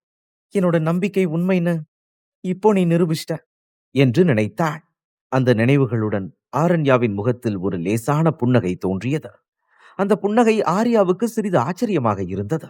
அந்த மூத்தவரை அழித்த பிறகு ஜெயசமரன் தனது பார்வையை தொண்டைமான் பிரிவின் மற்ற மூத்தவர்களை நோக்கி திருப்பி, "உங்களோட பலத்தை சோதிக்க விரும்புற வேற யாராவது இருக்கீங்களா? சரி, எனக்கு ஒரே ஒரு விஷயம் மட்டும் சொல்லுங்க. உங்க பிரிவோட 3 தலைவர்களும் ஏன் இங்க வரல? ஒருவேளை சமரன் ஜெயந்தன் கிழக்கு பகுதிக்கு திரும்பிட்டான்னா அவங்க ரொம்ப பயப்படுறாங்களா?" என்று கேட்டார். அந்த நேரத்தில் ஜாவத் தொடர்ந்து ஜெயசமரனை கவனமாக பார்த்து கொண்டிருந்தார். ஆனால் இப்போது அவர் கண்களில் இருந்த அவமதிப்பு கணிசமாக குறைந்திருந்தது. ஏனெனில் ஒரு இந்திரஜித் வீரனை அவராலும் கூட இவ்வளவு வேகமாக அழிக்க முடியாது.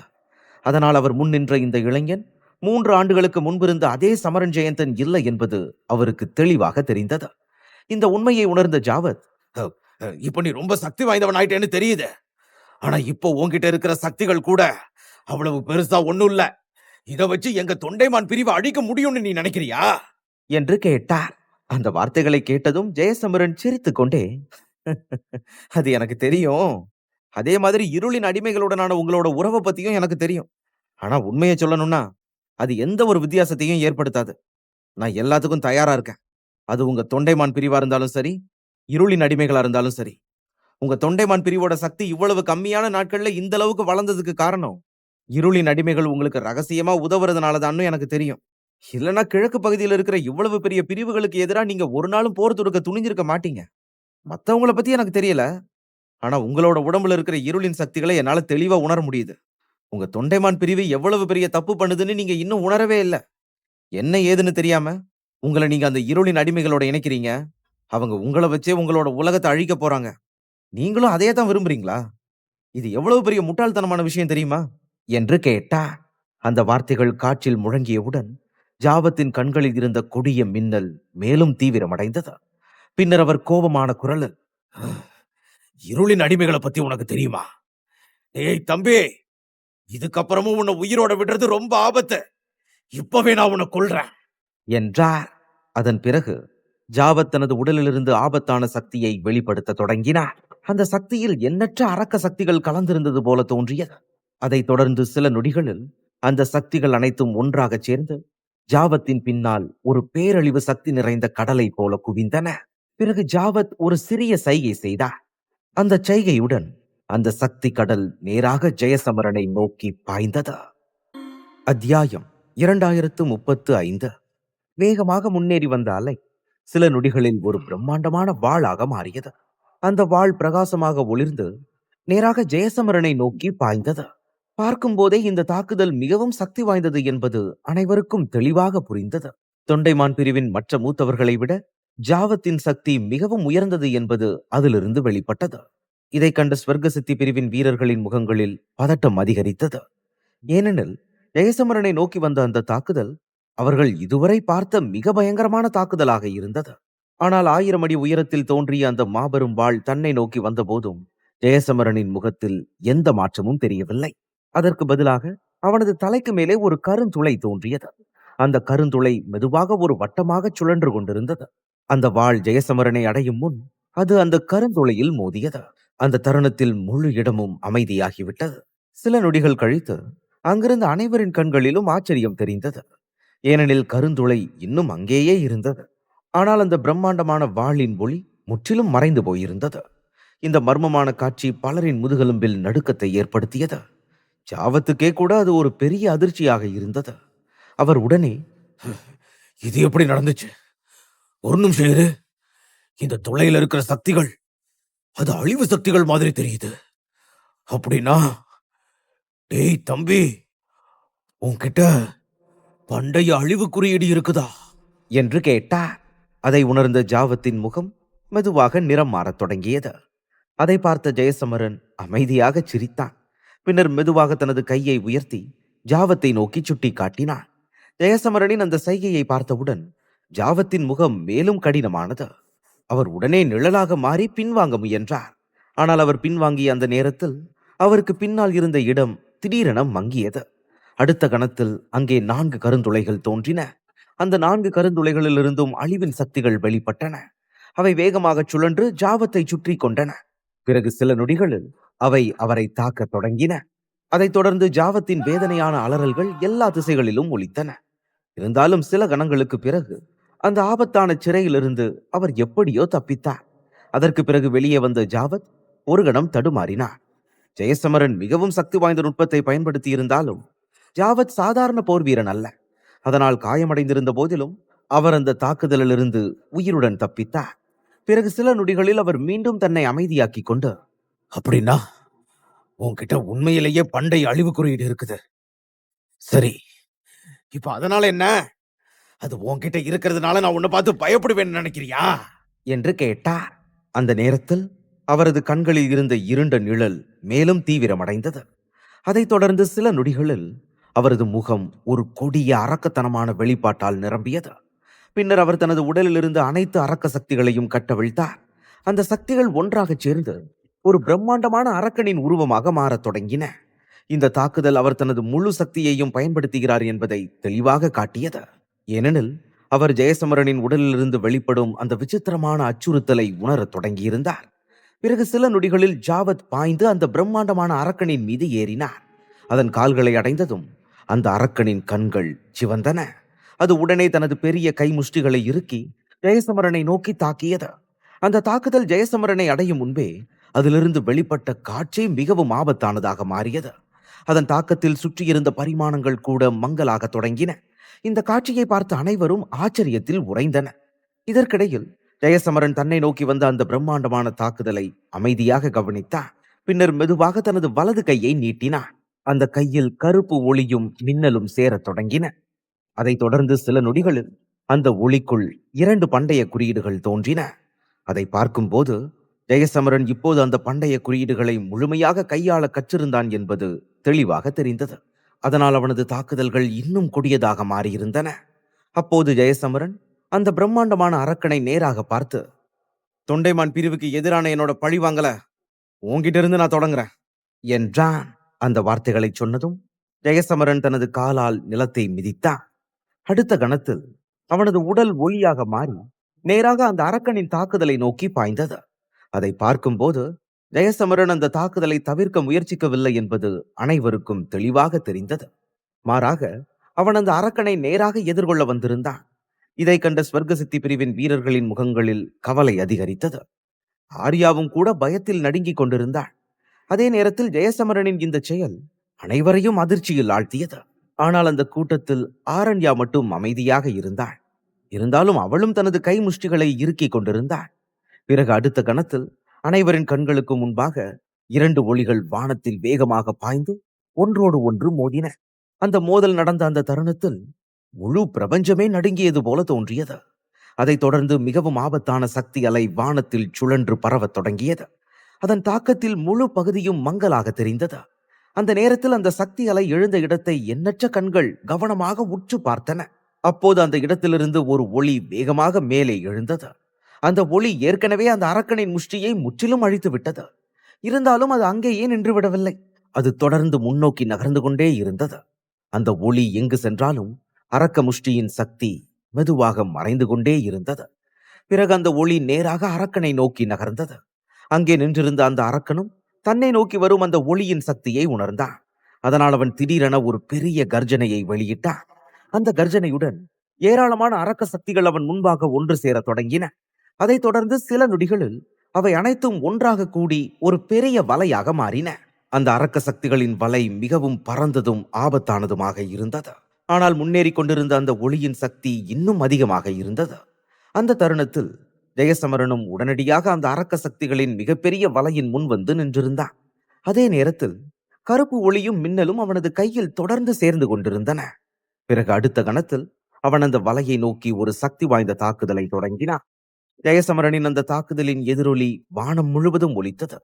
அதோடு அவனது கைகளிலிருந்து எண்ணற்ற கருப்பு மின்னல்கள் வெளிப்பட்டு அந்த அரக்க சக்திகளின் வலையை உடைக்க முயன்றன. ஆனால் அந்த வலையும் நம்ப முடியாத அளவிற்கு வலிமையானதாக இருந்தது. அதனால் ஜெயசமரனின் முதல் தாக்குதலால் அது முற்றிலும் அழிக்கப்படவில்லை. தனது வலை இன்னும் அப்படியே இருப்பதை பார்த்த ஜாவத் சிரித்துக் கொண்டே, ஏய் சமரா, உன்னோட பலம் அவ்வளவுதானா? இந்த பலவீனமான சக்திகளை வச்சுதான் எங்க தொண்டைமான் பிரிவோட 3 தலைவர்களையும் பழி வாங்க திட்டம் போட்டிருக்கியா? உன்னோட எல்லைகள் என்னன்னு உனக்கு சரியா தெரியல. அவசரப்பட்டு நெருப்புல இறங்கிறாத, அது உன்னை முழுசா அழிச்சிடும். அவர் குரலில் வெளிப்பட்ட சிரிப்பில் கேலி தெளிவாக தெரிந்தது. ஆனால் ஜாவத்தின் அந்த கேலியை பார்த்த போதும் ஜெயசமரனின் கண்களில் எந்த உணர்ச்சியும் தெரியவில்லை. அதற்கு பதிலாக அவன் தனது கையை மெதுவாக அசைத்தான். அப்போது 2 பண்டைய குறியீடுகள் அவனது கையில் தோன்றின. பிறகு சில நொடிகளில் அந்த 2 குறியீடுகளும் ஒன்றாக இணைந்தன. அதன் பின் ஜெயசமரனின் கையிலிருந்து ஒரு பிரகாசமான கருப்பு மின்னல் வெளிப்படத் தொடங்கியது. அதோடு அவன் மெதுவாக புன்னகைத்து, அதுக்குள்ள ரொம்ப சந்தோஷப்படாத, சண்டையே இப்பதான் ஆரம்பிக்குது என்றான். இதை சொன்ன பிறகு ஜெயசமரன் மீண்டும் ஜாவத்தின் அரக்க சக்திகளின் வலையை நோக்கி ஒரு புதிய சக்தி வாய்ந்த தாக்குதலை தொடங்கினான். இந்த முறை அந்த தாக்குதல் மிகவும் வலிமையானதாக இருந்தது. அதனால் அவனது கை முன்னோக்கி நகர்ந்த போது அந்த வலை மெதுவாக கிழிய தொடங்கியது. பிறகு சில நொடிகளில் அது முழுவதும் சிதறி உடைந்தது. ஜெயசமரன் தனது வலையை இவ்வளவு எளிதாக முறியடித்ததை பார்த்த ஜாவத்தின் முகம் திடீரென நிறம் மாறியது. அவர் உடனே கோபத்துடன், நான் உன்னை கொல்லாம விட மாட்டேன் என்றார். அப்போது அவரது குரலில் ஆச்சரியமும் கோபமும் கலந்திருந்தது. ஏனெனில் அந்த வலையை உருவாக்குவதற்காக அவர் தனது முழு சக்தியையும் பயன்படுத்தி இருந்தார். இருந்தாலும் அவரால் ஜெயசமரனை தடுக்க முடியவில்லை. ஆனால் ஜெயசமரன் அவருக்கு மூச்சுவிடக் கூட ஒரு வாய்ப்பை கொடுக்கவில்லை. அவன் வேகமாக முன்னேறி அந்த பிரம்மாண்டமான அரக்க உடலின் முன் வந்து நின்றான். அங்கே சென்றதும் அவன் தனது கை முஷ்டிகளை இறுக்கி ஒரு சக்தி வாய்ந்த குத்தை விடுத்தான். அந்த குத்து கருப்பு மின்னல் தாக்குதலாக மாறியது. பிறகு அடுத்த கணத்தில் அது நேராக அந்த மிகப்பெரிய அரக்க உடலில் மோதியது. அந்த தாக்கத்தின் போது அந்த அரக்க உடலிலிருந்து ஒரு வலிமிகுந்த அலறல் வெளிப்பட்டது. ஏனெனில் கருப்பு மின்னல் அதன் உடலை துளைத்து சென்றது. அந்த தாக்கத்தின் விளைவாக எண்ணற்ற அரக்க சக்திகள் அதன் உடலிலிருந்து வெளியேறின. அவை அனைத்தும் வானத்தையும் பூமியையும் மூடும் அளவுக்கு பரவின. அதே நேரத்தில் அந்த அரக்க உடல் மிகவும் பலவீனமடைய தொடங்கி மெதுவாக சுருங்கிக் கொண்டிருந்தது. அதை பார்த்த அனைவருக்கும் அந்த காட்சி மிகவும் பயங்கரமாக தோன்றியது. ஆனால் அதைவிட முக்கியமான ஒன்று அனைவரின் கவனத்தையும் ஈர்த்தது. அந்த அரக்க உடலின் மார்பில் இப்போது ஒரு ஆழமான துளை தோன்றியிருந்தது. அந்த துளையிலிருந்து அதிக அளவு ரத்தம் வெளியேறி கொண்டிருந்தது. சில நொடிகள் முன்பு மிகவும் பயங்கரமாக இருந்த அதன் முகம் இப்போது மரணத்தின் பயத்தால் வெண்மையாக மாறியிருந்தது. அப்போது அதன் குளிர்ந்த கண்களிலும் பயம் தெளிவாக தெரிந்தது. அதே நேரத்தில் வானத்தில் அமைதியாக நின்றிருந்த ஜெயசமரனை பார்த்தபோது ஜாவத்தின் முகம் முழுவதும் வெளிரி போனது. ஏனெனில் தனது முழு சக்தியையும் பயன்படுத்திய பிறகும் ஜெயசமரனால் இவ்வளவு வேகமாக தோற்கடிக்கப்படுவோம் என்று ஜாவத் ஒருபோதும் நினைத்து பார்த்ததில்லை. அந்த அதிர்ச்சியுடனே அவர், இது இது இது எப்படி சாத்தியம் என்று கேட்டார். ஜாவத் ஒரு மிக சக்தி வாய்ந்த போர் வீரன். அவர் சக்தி ஏற்கனவே அவதாரத்தின் நிலையை நெருங்கியதாக இருந்தது. அதனால் அவரை தோற்கடிக்க ஒரு சாதாரண போர் வீரன் போதாது. அவதார் நிலையில் இருக்கும் ஒருவரே அவரை எதிர்கொள்ள முடியும். இருப்பினும் இந்த போர் தொடங்கிய சில நொடிகளுக்குள் அவர் முழுமையாக தோற்கடிக்கப்பட்டார். அதை ஜாவத்தால் நம்பவே முடியவில்லை. அதே நேரத்தில் சிறிது தூரத்தில் இருந்து இந்த போரின் முடிவை கவனித்துக் கொண்டிருந்த ஆர்யாவும் மற்றவர்களும் திடீரென மகிழ்ச்சியுடன் சமரண்ணா ஜெயிச்சிட்டாரு என்று கூச்சலிட்டனர். ஜாவத்தின் வலிமையை அவர்கள் நேரில் பார்த்திருந்ததால் அவர்களின் கண்கள் இன்னும் ஆச்சரியத்தால் நிரம்பியிருந்தன. ஏனெனில் அவர்களுடைய ஸ்வர்க்க சித்தி பிரிவின் தலைவரையே ஜாவத் முன்பு தோற்கடித்திருந்தார். அதனால் இவ்வளவு சக்தி வாய்ந்த போர் வீரனை கூட ஜெயசமரன் இவ்வளவு எளிதாக வெல்வான் என்று யாரும் எதிர்பார்க்கவில்லை. அந்த சண்டை முடிவடைய தொடங்கிய போது ஸ்வர்க்க சித்தி பிரிவின் மீதிருந்த மரண அச்சுறுத்தல் இப்போது முடிவுக்கு வரப்போகிறது என்ற உணர்வு அனைவரின் மனங்களிலும் மெதுவாக எழத் தொடங்கியது. அந்த நேரத்தில் ஆர்யாவின் அருகில் நின்றிருந்த ஆரண்யா இன்னும் பதட்டமாக இருந்தாள். இதற்கிடையில் தொண்டைமான் பிரிவிலிருந்து 3 நிழல்கள் வேகமாக ஜாவத்தின் அருகே வந்து ஆச்சரியத்துடன் மூத்த ஜாவத், நீங்க எப்படி இருக்கீங்க என்று கேட்டார்கள். ஆனால் அவர் எந்த பதிலும் சொல்லவில்லை. அதற்கு பதிலாக தனது கையை உயர்த்தி கோபமாக, தொண்டைமான் பிரிவு வீரர்களே, நான் சொல்றத கவனமா கேளுங்க. இன்னைக்கு ஸ்வர்க்க சித்தி பிரிவுல ரத்த ஆறுகள் ஓடணும். நீங்க 3 பேரும் என் கூட வந்து இந்த பையனை கொல்லுங்க என்றார். முந்தைய முயற்சிக்கு பிறகு ஜெயசமரனை தனியாக சமாளிக்க முடியாது என்பதை ஜாவத் புரிந்து கொண்டிருந்தார். அதனால் இந்த முறை அந்த 3 மூத்தவர்களையும் தன்னுடன் சேர்த்துக் கொள்ள முடிவு செய்தார். அவரது வார்த்தைகளை கேட்டதும் தொண்டைமான் பிரிவைச் சேர்ந்த எண்ணற்ற வீரர்கள் உடனே ஒப்புக்கொண்டனர். அதைத் தொடர்ந்து அவர்களின் கண்களில் இருண்ட ஒளி ஒன்று மெதுவாக தோன்றியது. அதோடு ஆபத்தான சக்திகள் அவர்களின் உடல்களிலிருந்து எழத் தொடங்கின. பிறகு அடுத்த கணத்தில் அந்த சக்திகள் அனைத்தும் ஒன்றாகச் சேர்ந்து ஸ்வர்க்க சித்தி பிரிவின் வீரர்களை நோக்கி வேகமாக முன்னேறின. தொண்டைமான் பிரிவின் வீரர்கள் தாக்குதலுக்கு தயாராகி வருவதை ஆரண்யா பார்த்ததும் அவளது கண்களில் திடீரென ஒரு விசித்திரமான இரக்கமற்ற தன்மை தோன்றியது. அவள் உடனே தனது சக்திகளை விடுவிக்க தயாரானாள். ஆனால் அந்த நேரத்தில் திடீரென ஜெயசமரன் அவள் முன் தோன்றி சிரித்தபடியே அவளை தடுத்து நிறுத்தினான். ஆரண்யா ஆச்சரியத்துடன் அவனை பார்த்தபோது ஜெயசமரன் அமைதியாக, தொண்டைமான் பிரிவோட ஒவ்வொரு வீரனோட உடம்புலையும் அரக்க சக்திகள் கலந்து இருக்குது. அதனால நாம தான் அவங்கள கையாளணும் நண்பர்களே, சீக்கிரம் வாங்க என்றான். ஜெயசமரன் இவ்வாறு சொன்னதும் திடீரென அந்த இடத்தில் பலத்த காற்று வீச தொடங்கியது. அதைத் தொடர்ந்து சில நொடிகளில் சிலர் ஸ்வர்க்க சித்தி பிரிவின் வீரர்களுக்கு முன்பாக வந்து நின்றனர். அப்போது அவர்களின் உடல்களிலிருந்து அளவற்ற சக்திகள் வெளிப்பட்டன. பிறகு அந்த சக்திகள் ஒன்றாகச் சேர்ந்து ஒரு பெரிய சக்தி திரையை உருவாக்கின. அந்த சக்தி வாய்ந்த திரை ஸ்வர்க்க சித்தி பிரிவின் அனைத்து வீரர்களையும் பாதுகாக்கும் வகையில் இருந்தது. இதற்கிடையில் முன்னால் நின்றிருந்த சிலர் தொண்டைமான் பிரிவின் வீரர்களை நேராக பார்த்து, நீங்க எல்லாம் மனித குலத்தோட பெரிய அவமானம், போயும் அந்த இருளின் அடிமைகளோட கைகோத்து இந்த உலகத்துக்கு எதிரா போறீங்கல்ல, நீங்க எல்லாம் செத்தா நரகத்துக்கு தானா போவீங்க என்றன. அப்போது அங்கிருந்த அனைவரின் சக்திகளையும் ஆர்யா கவனித்தாள். அந்த சக்திகளை பார்த்ததும் அவளது வாய் ஆச்சரியத்தில் திறந்து விட்டது. பின்னர் அவள் வியப்புடன், இவ்வளவு சக்தி வாய்ந்த சக்திகளா? இவங்க எல்லாரும் யாவர் பிரிவைச் சேர்ந்தவர்களா என்று கேட்டாள். ஏனெனில் அங்கே நின்ற ஒவ்வொரு வீரரும் ஸ்வர்க்க சித்தி பிரிவின் தலைவரைப் போலவே சக்தி வாய்ந்தவர்கள் என்பதை அவளால் உணர முடிந்தது. அதே நேரத்தில் ஆரண்யா லேசான அசௌகரியத்துடன், இவங்கள சில பேரை நான் பார்த்ததே இல்ல, அவங்க எல்லாம் கிழக்கு பகுதியை சேர்ந்தவங்க இல்லைன்னு நினைக்கிறேன். ஒருவேளை சமரன் இந்த வீரர்களை வேற பக்கம் இருந்து கிழக்கு பகுதிக்கு கூட்டிட்டு வந்திருக்கலாம் என்றாள். இதை கேட்டதும் ஆர்யாவின் முகத்தில் ஆச்சரியம் மேலும் அதிகரித்தது. அவள் உடனே, என்னது, சமரனா இந்த சக்தி வாய்ந்த வீரர்களை அவரோட கூட்டிட்டு வந்திருக்கிறாரா என்று கேட்டாள். ஜெயசமரனின் அழைப்பின் பேரில் வந்தவர்களான சமரன், மூத்த அனந்த் மற்றும் ஜெயசமரனின் மற்ற தோழர்கள் அனைவரும் அங்கே நின்றிருந்தனர். அப்போது அவர்களின் பார்வை நேராக தொண்டைமான் பிரிவின் வீரர்களின் மீது நிலைத்திருந்தது. அதே நேரத்தில் அவர்களின் உடலிலிருந்து வெளிப்பட்ட சக்தி மிகவும் மகத்தானதாக இருந்தது. அவர்களை அங்கே பார்த்ததும் தொண்டைமான் பிரிவின் வீரர்கள் தங்கள் இடங்களிலிருந்து நகர முடியாமல் குழப்பத்தில் சிக்கினர். இதற்கிடையில் வானத்தில் நின்றிருந்த ஜாவத் இந்த காட்சியை பார்த்ததும் அவரது முகத்தில் பயமும் ஆச்சரியமும் ஒன்றாக தோன்றின. பின்னர் அவர் அதிர்ச்சியுடன், இவங்க எல்லாரும் இந்த பையனோட இருக்கிறாங்களா என்று கேட்டார். இந்த எபிசோட் உங்களுக்கு பிடிச்சிருந்தா அந்த வீடியோக்கு ஒரு லைக் பட்டன் கொடுங்க. அண்ட் இந்த மாதிரி தொடர்ந்து வீடியோஸ்க்கு நம்ம சேனலை சப்ஸ்கிரைப் பண்ணிக்கோங்க. தேங்க்யூ.